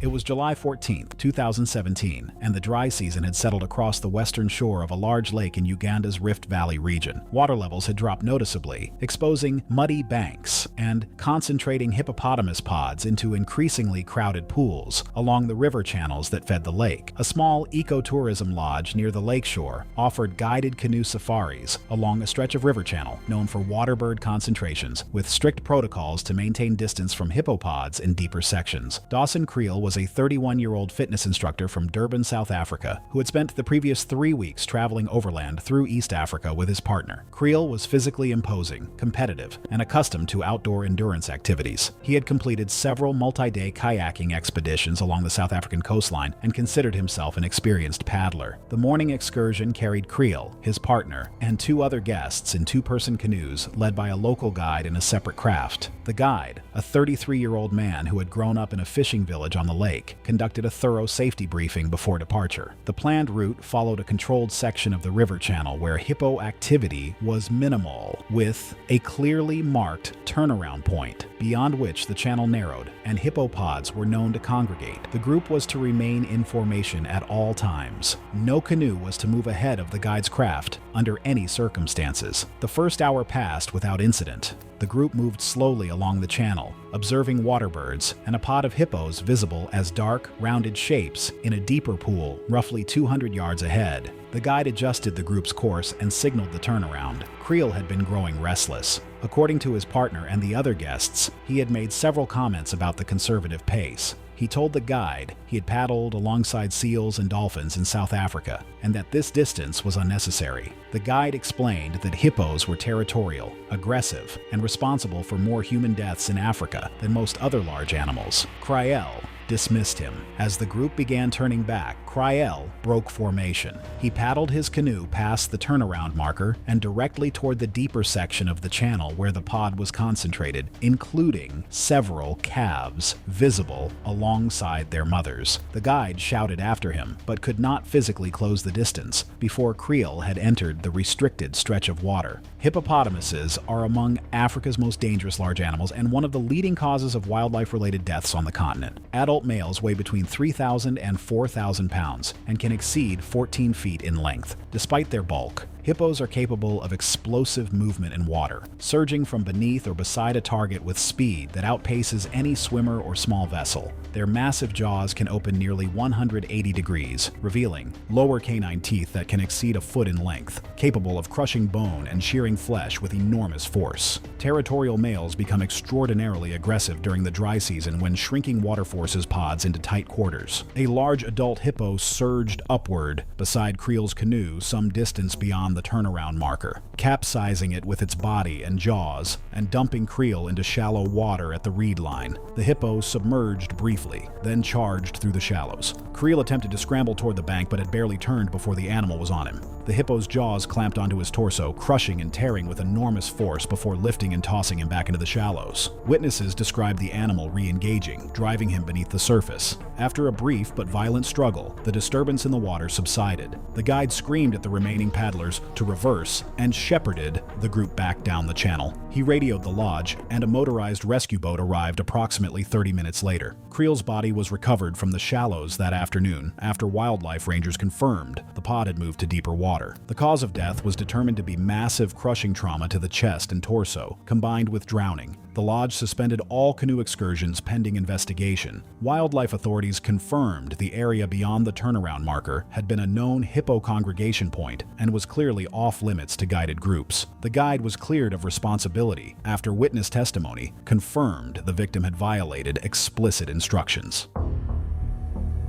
It was August 23, 2016, and the dry winter air across Namibia's northeastern bushveld carried sound for miles. A small, unfenced safari camp operated along a seasonal riverbed in a private conservancy bordering a major national park. The camp's remote location and lack of permanent fencing were part of its appeal, offering guests an immersive wilderness experience with nothing between them and the African bush but canvas and kerosene lanterns. Joreth Vanderkamp was a 43-year-old technology consultant from Portland, Oregon, who had booked the 3-night bush camp as the centerpiece of a Namibian safari. Vanderkamp considered himself experienced in outdoor settings, citing extensive backpacking across the American West, and had expressed amusement during the camp's evening safety briefing at what he considered excessive caution. The briefing had been thorough and direct. After dark, guests were not to leave their tents for any reason without radioing the duty staff member, who would escort them with a spotlight. Predators, including leopard, hyena, and occasionally lion, moved freely through the camp area at night. The trails between tents and the main lodge were unlit and unfenced. The camp manager repeated the radio protocol twice and confirmed each guest understood. Vanderkamp retired to his tent shortly after dinner. His tent was the farthest from the central lodge, positioned at the edge of the dry riverbed, approximately 150 feet from the nearest occupied structure. A handheld radio sat on his bedside table. According to the camp's account and the subsequent investigation, staff heard a commotion at approximately 11:40 p.m. A tracker on night duty had been aware that a large male leopard had dragged a fresh impala kill into a thicket along the riverbed earlier that evening. The kill site was approximately 80 feet from Vanderkamp's tent. Leopards are among Africa's most elusive and powerful predators, with adult males weighing up to 175 pounds, compact but extraordinarily muscular for their size. They are predominantly nocturnal hunters capable of killing prey twice their weight, using a suffocation bite to the throat. When feeding, leopards become extremely defensive of their kills, reacting with explosive violence to any perceived threat at close range. Their night vision is far more sensitive than that of humans in low light, and they move through darkness in near total silence. At close quarters, a leopard's speed and bite can inflict catastrophic damage before a victim can react. Scene reconstruction and evidence at the site indicated that Vanderkamp left his tent without his radio. His headlamp was recovered near the tent entrance, switched off. Boot tracks in the sandy riverbed showed he had moved toward the thicket where the leopard was feeding. Investigators believe he heard unfamiliar sounds carrying through the still night air and left the tent to investigate, possibly unaware of what he was approaching. The tracks showed no sign of retreat, suggesting he did not realize the danger until he was already within the leopard's defensive range. The camp tracker reached the area within minutes of hearing sounds of disturbance. He found Vanderkamp approximately 15 feet from the impala carcass, face down in the sand. The leopard had retreated a short distance and remained in the vicinity, but out of sight. The injuries were concentrated on Vanderkamp's throat, consistent with a leopard's defensive attack pattern at extremely close range. A single deep bite had penetrated the throat, causing rapid blood loss. Superficial claw marks across his face indicated brief contact before the killing bite. Based on the evidence, camp staff and investigators concluded the attack appears to have lasted only seconds. Emergency radio contact was established with the nearest town, but the camp's isolation meant medical evacuation was not possible for several hours. Vanderkamp had bled out rapidly from the throat injuries. He was confirmed dead at the scene. The investigation determined that Vanderkamp had voluntarily left his tent at night without using the radio, without a light source, and had walked directly toward an active predator feeding site. The camp and its staff were cleared of responsibility. The leopard was not pursued. It was September 4th, 2017, when the first frost of autumn dusted the gravel bars along a remote salmon stream deep in Alaska's Katmai region. The sockeye run was tapering off, but enough fish remained to draw grizzly bears from across the drainage. A fly-in bear viewing operation ran day trips to the stream, ferrying small groups of visitors by float plane from a lakeside lodge roughly 40 miles to the east. Meredith Langard was a 61-year-old retired corporate attorney from Portland, Oregon, who had built a second career around adventure travel after leaving her firm. Her personality, described by acquaintances as forceful and unyielding, had served her well in courtrooms, but translated poorly to wilderness settings where compliance with guide instructions was a matter of survival. The morning group consisted of Langard and 2 other guests, accompanied by a bush pilot who doubled as the viewing guide. The guide, a 38-year-old Alaska native with 12 years of experience in the Katmai drainage, conducted a thorough briefing at the landing site. National Park Service regulations required a minimum distance of at least 50 yards from bears, with greater distances enforced at the guide's discretion depending on conditions. The guide emphasized that female bears with cubs represented the highest danger and that any approach would be dictated entirely by bear behavior. Longard challenged the buffer distances immediately, calling them excessive and accusing the guide of artificially limiting the experience. She pointed out that she had paid a significant sum for the trip and expected close-range photography opportunities. She told the other guests in the group that she had hiked in grizzly country before and that the distances being enforced were far beyond what was necessary. The guide explained that distance decisions were non-negotiable and based on real-time animal behavior. Longard told him she would be requesting a partial refund and speaking with the lodge owner about the quality of the guiding. The group observed several bears fishing along a shallow riffle for approximately 90 minutes. During a brief rest break, while the guide was attending to another guest's equipment near the riverbank, Longard walked upstream alone along a gravel bar. She rounded a bend and stopped. A female grizzly was fishing with 2 spring cubs at the river's edge, roughly 25 feet away. Longard raised her phone's camera then retreating. The wind was blowing downstream, carrying her scent directly toward the bear. The sow detected the scent and visually confirmed the threat almost simultaneously. Grizzly bears are North America's most powerful terrestrial predator, with adult females weighing between 300 and 450 pounds and males exceeding 800 pounds. Despite their bulk, grizzlies can sprint at speeds approaching 35 miles per hour over short distances. A female with cubs will charge with minimal warning when surprised at close range, relying on overwhelming force to neutralize perceived threats. Their claws, measuring up to 4 inches, can open deep lacerations with a single swipe, while their bite force is estimated to exceed 1,200 pounds per square inch. Most defensive attacks are brief but devastating, with the bear disengaging once the threat is neutralized. The sow charged immediately. The distance left virtually no time for an effective reaction. The bear closed the gap in under 2 seconds, striking her with a forepaw that knocked her off her feet and onto the gravel bar. The bear bit down on her shoulder and upper arm, the crushing bite causing severe trauma to the shoulder and upper torso. The bear delivered several mauling bites and swipes in rapid succession before releasing, stepping back to assess whether the threat had ended. Longard lay motionless on the gravel. The bear circled once, snorting, then gathered her cubs and moved upstream at a fast walk. The bear had disengaged quickly, consistent with a defensive response rather than predation. The guide, alerted by the commotion, reached the bend within minutes. Longard was unconscious and bleeding severely from multiple bite and claw injuries concentrated across her face, scalp, arms, and upper body. The guide applied pressure and radioed for an emergency float plane extraction. The nearest trauma center was over an hour away by air. Longard never regained consciousness. She succumbed to her injuries shortly. After arrival at the trauma center, while many defensive bear attacks are survivable, the extent of trauma and delayed evacuation contributed to a fatal outcome. The investigation determined that Longard had left the group without authorization and approached a female grizzly with cubs at a distance well inside the minimum safety requirement. The guide and operation were cleared of liability.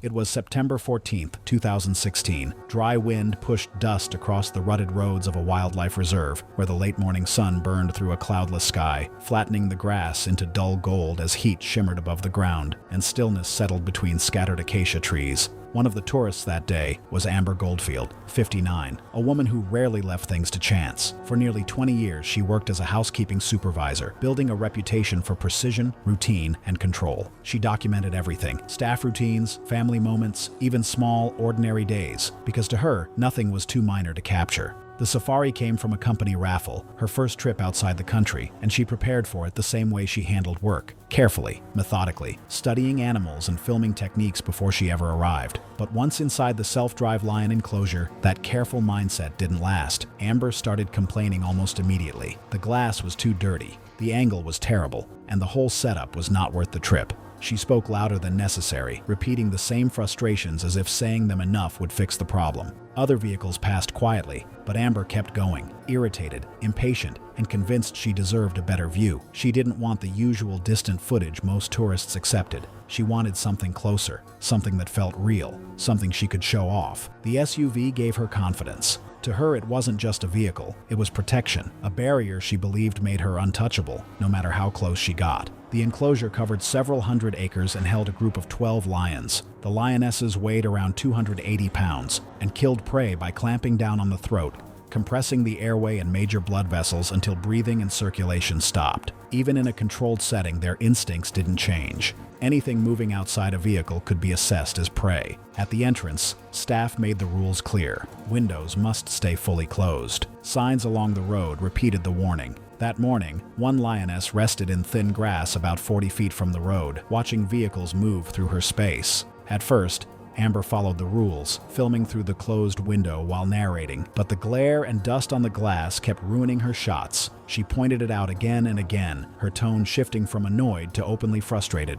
She blamed the car, the park, even the cheap setup, saying she didn't come all this way for bad footage. After about 10 minutes, she had had enough. Still complaining, she rolled the window down and extended her arm outside, pushing her phone outward and adjusting the angle repeatedly. The movement drew attention immediately. With part of her body now outside, she was no longer protected. The lioness noticed and stood up, locking onto the motion. It began walking toward the vehicle, slow, direct, and focused. Amber kept filming, only briefly glancing at the animal, not recognizing the change in behavior. When the lioness got close, about 15 feet, it suddenly accelerated. The attack was immediate. The lioness lunged upward, placing its front paws against the door for leverage, and drove its jaws into the side of Amber's neck. The bite compressed her throat and pulled her violently against the window frame. With her upper body already outside, the lioness used its weight and grip to drag her fully out of the vehicle. Once on the ground, it repositioned slightly and maintained a firm hold on her throat, applying sustained pressure. This is how lions kill, by cutting off airflow and restricting blood to the brain. Amber's movements weakened within seconds as oxygen supply dropped. The lioness held its position, focused and controlled. The entire sequence lasted under 2 minutes. Amber's phone remained inside the vehicle, still recording audio. Another car approached but kept its distance and contacted park staff. No one exited their vehicle. Rangers arrived approximately 18 minutes later and used vehicles and noise to push the lioness away. It disengaged and moved off without further aggression. Amber was pronounced dead at the scene. The cause of death was consistent with a fatal throat bite, resulting in rapid oxygen deprivation and vascular compression, along with severe trauma to the neck and upper body. The investigation concluded that the attack occurred after Amber exposed part of her body outside the vehicle. The lioness responded in a typical predatory manner to movement within reach. Following the incident, the reserve implemented stricter enforcement, increased patrol presence, and reinforced visitor compliance with safety protocols. Footage from the incident was held by authorities due to high graphic content. It was March 8, 2016, and the wet season had swollen the rivers and creeks of far north Queensland into brown, fast-moving corridors, cutting through dense tropical rainforest. The region north of Cairns attracted thousands of international backpackers annually, drawn by the Great Barrier Reef, the Daintree Rainforest, and a network of swimming holes and creek crossings scattered between coastal towns. Prominent signage lined nearly every accessible waterway. Bright red and yellow warnings featuring the unmistakable silhouette of a crocodile marked boat ramps, creek crossings, and riverbanks at regular intervals. Laurie Pencavel was a 24-year-old graphic design graduate from Swansea, Wales, 5 months into a working holiday that had taken her from Sydney's northern beaches up through the East Coast Backpacker Trail. She had arrived in Cairns a week earlier, picking up casual hostel work while exploring the surrounding rainforest on her days off. Lowry had documented the trip extensively on social media, building a modest following through travel photography. Her traveling companion, Effion Driscoll, 25, had joined her for the Queensland leg of the trip. On this particular morning, they had driven a rented hatchback north along a coastal road toward a creek crossing that Lowry had seen geotagged in another traveler's photos. The location was not a designated swimming area. The creek crossing consisted of a concrete causeway submerged under approximately 18 inches of tidal water, flanked by muddy banks where mangroves gave way to open ground. 2 crocodile warning signs were posted within 30 feet of the water's edge, both clearly visible from the road. A third, partially faded, stood near the footpath to the bank. The tidal influence meant the water was brackish, precisely the environment saltwater crocodiles favored. Effion later told investigators that she had pointed out the warning signs as they parked. Lowry had dismissed them. According to Effion's account, Lowry wanted photographs standing on the submerged causeway with the creek behind her. Effion remained near the vehicle. Lowry walked down the bank and stepped onto the causeway, the water barely reaching her shins. She turned back toward Effion, posing while her companion and took several photos from the bank, roughly 20 feet away. Lowry then waded several steps further along the causeway, the water now mid-thigh, toward the edge where the concrete dropped off into a deeper channel. Saltwater crocodiles are the largest living reptiles on Earth, with large males in northern Australia capable of exceeding 17 feet in length and weighing over 1,500 pounds, though most are smaller. They possess one of the strongest bite forces ever measured in any living animal. Their hunting strategy relies on near-perfect concealment beneath murky or shallow water, remaining motionless for extended periods before launching with explosive speed. A crocodile can lunge from a submerged position and seize prey at the water's edge in a fraction of a second. Once its jaws close, the animal drags the victim into deeper water to drown, sometimes involving a spinning maneuver known as the death roll. According to scene reconstruction by local police and wildlife officers, the crocodile had been resting in the deeper channel adjacent to the causeway, its body invisible beneath the turbid surface. The animal was later estimated to be a large adult, likely over 13 feet in length. The attack happened as Lowry stepped off the causeway's submerged lip into the deeper water. Fionn reported an explosion of water and a heavy, wet impact. The crocodile's jaws clamped onto Lowry's lower body, the force pulling her off her feet instantly. She was dragged off the causeway and into the channel within seconds. The brown water churned briefly before settling. The entire sequence appeared to last only a few seconds. Lowry's camera was recovered nearby during the subsequent search. Fionn called emergency services. Local police and wildlife officers conducted a coordinated search and recovery operation over the following days. Authorities captured and euthanized a large crocodile from the area, though definitive identification is rarely possible in such cases. The investigation confirmed that Lowry had entered water clearly marked as crocodile habitat, bypassing multiple warning signs. The coroner determined the cause of death was consistent with a crocodile attack, with drowning considered likely. It was July 18, 2017, and the midday heat pressed down on an aging metropolitan zoo in Southeast Asia, later identified as a non-accredited facility with outdated safety standards, where the air carried the thick, humid weight of the tropics mixed with the faint smell of animal musk and concrete. The enclosures were old, built in an era where barriers favored aesthetics over containment, and the pathways between exhibits were worn smooth by decades of foot traffic. Families moved slowly through the grounds, pausing at each exhibit, children pressing their faces against glass. The atmosphere was relaxed, almost lazy. Aaron Velez was 24 years old, a freelance videographer who had built a modest following online by chasing content others avoided. He had traveled to Southeast Asia with a small group of friends, and the zoo had been a spontaneous addition to the itinerary.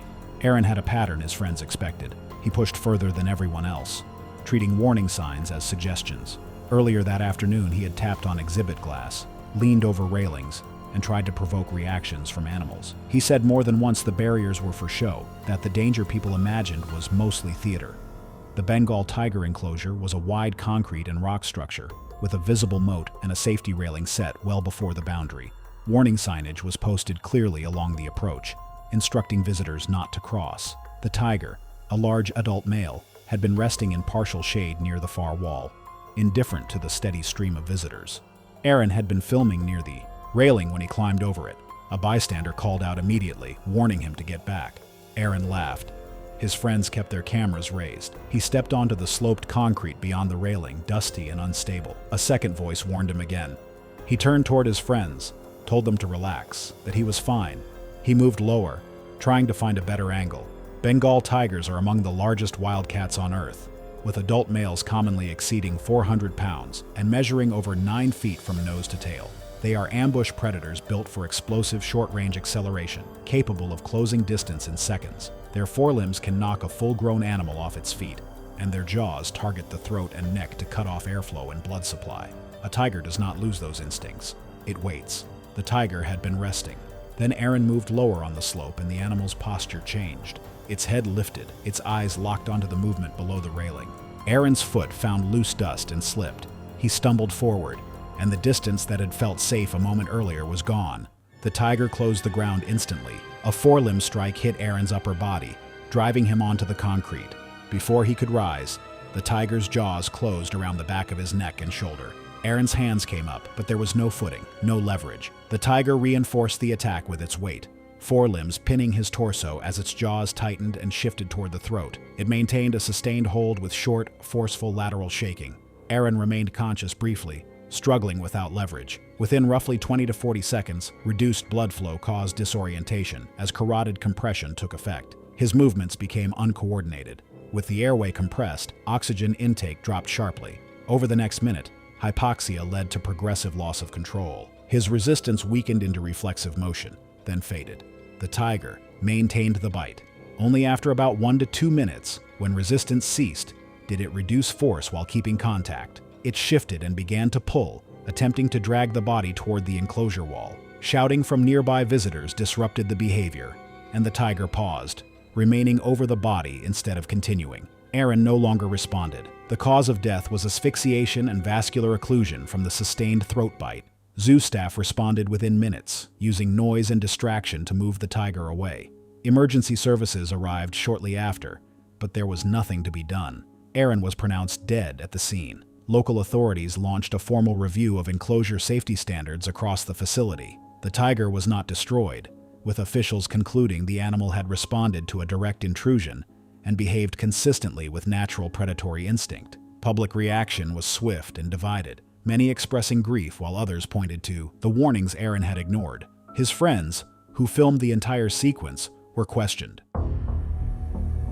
It was July 18, 2015, when the midwinter sun cast long shadows across the open grassland of a drive-through lion reserve in South Africa's Gauteng province. The facility housed several prides across a fenced enclosure system that visitors navigated in their personal vehicles. The rules were absolute and displayed at every entry point. Windows must remain closed at all times. Doors must remain locked. Under no circumstances should any part of the body extend beyond the vehicle. Charlinda Welts was a 47-year-old dental office administrator from Fort Worth, Texas, visiting South Africa with her 24-year-old son, Darren. The trip was a graduation gift for Darren, who had recently completed a business degree. The pair had rented a sedan in Johannesburg and driven to the reserve as a day excursion. Charlinda had been photographing through the closed window for the first portion of the drive, growing increasingly frustrated with reflections and distortion in her images. She had already attempted to open the door at an earlier stop, prompting Darren to lock it from the driver's controls. When the vehicle approached a section where a pride of 7 lions rested in dry grass approximately 30 yards from the road, she lowered her window fully. Darren, who was driving, told her to raise it immediately. She dismissed him, insisting the lions were resting and that she would only need a moment. She told him he was being ridiculous and that the animals were clearly not interested in their vehicle. A ranger patrol vehicle approached from behind and issued instructions over the loudspeaker for the occupant to raise the window immediately. Charlinda waved toward the ranger vehicle without looking back and continued adjusting her camera angle, her left arm resting on the doorframe. African lions are the continent's apex social predator, with adult females weighing between 265 and 395 pounds. Lionesses are the primary hunters within a pride, employing coordinated ambush tactics that exploit blind spots and terrain. Their approach is often undetectable until the final explosive charge, covering short distances in seconds. A lion's bite force is estimated to exceed 650 pounds per square inch, concentrated through canines designed to clamp onto the throat and suffocate prey. Even resting prides maintain peripheral awareness, with individual members monitoring different angles simultaneously. A lioness had separated from the resting group and moved along a shallow drainage ditch that ran parallel to the road, placing her on the vehicle's blind side. Neither Charlinda nor Darren detected her approach. According to the ranger's subsequent report, the lioness reached through the open window and clamped onto Charlinda's head and neck. The contact lasted no more than 2 to 3 seconds, a single bite, a pull, and release. Darren grabbed his mother and attempted to pull her back, but the injuries had already been dealt. The ranger vehicle accelerated toward the scene, the crew deploying air horns, revving engines, and making an aggressive vehicle approach to drive the animal off. The lioness released her grip and retreated as the ranger vehicle closed the distance, but the damage was catastrophic. Charlinda had sustained deep lacerations across her neck, shoulder, and upper chest. Severed blood vessels produced massive hemorrhaging that Darren could not control with pressure. Emergency medical personnel arrived within 15 minutes and transported her by helicopter. Despite rapid medical intervention, the extent of vascular damage proved fatal. Charlinda Welts was pronounced dead shortly after arrival at the hospital. The investigation confirmed that the window had been lowered in violation of the reserve's clearly posted rules. The ranger's loudspeaker instruction had been issued and visibly acknowledged but not followed. Darren Welts was treated for lacerations to his hands and arms sustained while attempting to pull his mother free. The reserve was cleared of negligence. It was October 15, 2015. Humid Florida air pressed down over soaked fairways, the marsh edges dark with still water and soft mud. Reeds bent slightly along the bank, and faint slide marks cut through the shoreline where something had moved recently, just beneath the surface. Sharon Whitaker, 49, worked in sales and was known for being persistent and detail-focused, tracking everything and refusing to accept losses, a mindset she carried into golf, where she kept strict scores and grew visibly frustrated when things didn't go her way. Visiting her sister for a short break, she chose a challenging course with the goal of hitting a personal best, but by the back nine, after losing several balls to water and sand, her slipping score only made her more determined not to lose another one. On one hole, a long water hazard ran along the side of the fairway. The dark water looked calm, but warning signs were posted all along the edge. Alligators present. Stay back. And players had already been told that anything near the water should be left alone. When Sharon's shot landed about 15 feet from the edge, her playing partner told her to drop a new ball and take the penalty, but she refused. She stared at the ball for a moment, then stepped off the cart path despite him repeating the warning. The ground was soft from recent rain, and her shoes sank slightly as she moved down the slope. She spotted the ball in the grass and focused on it, adjusting her position as if it were just another routine play. Her partner raised his voice, telling her to come back, but she didn't turn around. Instead, she kept moving closer, lining herself up with the ball and taking her time, brushing off his warnings without even looking back. Just beyond the ball, in the shallow water, a 9-foot American alligator lay almost invisible, with only its eyes and the top of its head above the surface. Her partner saw it clearly and shouted again, louder this time, telling her to back up immediately, but she didn't move. She tried to pull the ball closer using her club, reaching out and dragging at it without stepping any further. When that didn't work, she moved closer anyway, stopping about 5 feet from the water's edge. Still focused on the ball, she tapped the surface with her club, sending vibrations through the water, and that was all it took.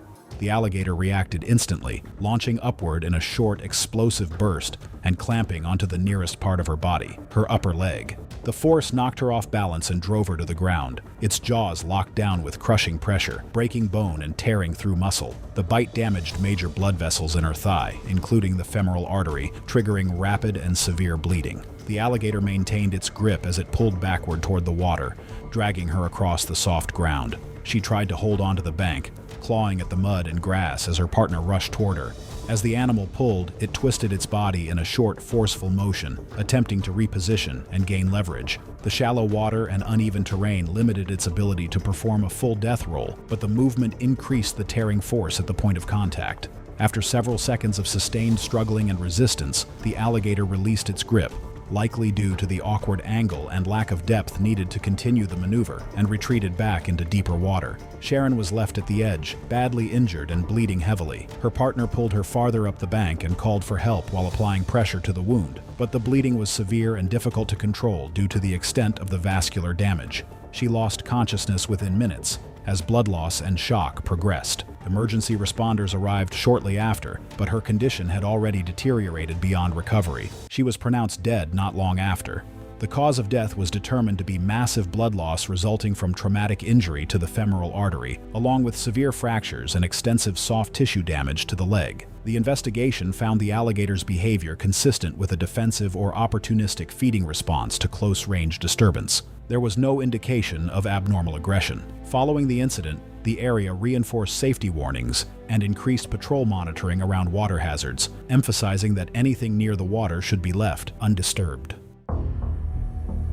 It was February 4, 2015, when an open-top safari vehicle carrying 6 tourists departed the main gate of a tiger reserve in Madhya Pradesh, central India. The reserve's dense sal forests and bamboo thickets sheltered one of India's densest populations of Bengal tigers, with over 50 individuals tracked within the park's boundaries. Ghislain Mertens was a 44-year-old diamond trader from Antwerp, Belgium, who had traveled to India specifically to photograph Bengal tigers in the wild. Mertens had invested heavily in camera equipment and had booked 4 consecutive morning safaris to maximize his chances of a close sighting. His first 2 drives had produced only distant glimpses, and his impatience was noted by the assigned naturalist guide. The vehicle's driver, a veteran of over 8 years navigating the reserve's network of dirt tracks, operated the diesel vehicle at low speed along a route known for regular tiger activity. Park regulations were non-negotiable. Passengers were forbidden from exiting the vehicle under any circumstances. Standing was prohibited, and all visitors were required to remain seated with limbs inside the vehicle at all times. times. The guide reiterated these rules before departure. Approximately 90 minutes into the drive, the vehicle rounded a bend and stopped. A tigress lay in a sandy clearing roughly 60 feet from the track, partially concealed by low scrub. The guide noted through binoculars that she was accompanied by 2 cubs, barely visible in the undergrowth beside her. He whispered this information to the passengers and cautioned absolute stillness and silence. Martins began photographing rapidly, but the angle from his seat placed a branch directly across his frame. He shifted positions twice, then stood from his seat to shoot over the obstruction. The guide pulled him down immediately. The tigress had not reacted, her head resting on her paws, apparently undisturbed. What happened next was pieced together from statements by the 5 other passengers and the guide. Mertens quietly moved toward the rear of the vehicle, swung one leg over the low side panel, and dropped to the ground on the opposite side from the tigress. The guide grabbed for his arm but missed. Mertens moved several paces from the vehicle into the open, apparently attempting to reposition for a clear shot of the tigress and her cubs without the obstructing branches. Bengal tigers are apex predators capable of weighing over 500 pounds, with muscular builds designed for explosive ambush attacks. A tiger can cover short distances at speeds exceeding 35 miles per hour and bring down prey several times its own weight. Tigresses with cubs are among the most dangerous animals in any forest. Their defensive threshold drops dramatically, and perceived threats to offspring trigger immediate violent responses. A tiger's canines can exceed 3 inches, and their claws, capable of disemboweling large prey, make even a single swipe potentially fatal. The tigress registered the human figure separating from the vehicle's silhouette. According to passenger accounts, she transitioned from rest to full charge in less than a second. The distance closed before anyone could react. The tigress struck Mertens from the side with overwhelming force, driving him to the ground. Her jaws closed around his throat and neck, clamping down with a suffocating grip. The driver started the engine and revved it aggressively while the guide and passengers shouted. The tigress released momentarily as the noise escalated, dropping Mertens and backing away. She held her position between him and the cubs, watching the vehicle, before finally withdrawing into the undergrowth. The guide and passengers pulled Martins back into the vehicle. He appeared unresponsive from the moment the tigress released him. The damage to his throat was catastrophic. The vehicle raced toward the park gate, radioing ahead for medical assistance, but Ghislaine Mertens was pronounced dead before reaching the nearest medical facility. Park authorities launched an investigation, confirming through passenger testimony and the guide's account that Mertens had voluntarily exited the vehicle in direct violation of park regulations. The tigress and her cubs were not harmed. The reserve temporarily suspended safari operations for a safety review before resuming with enhanced enforcement measures.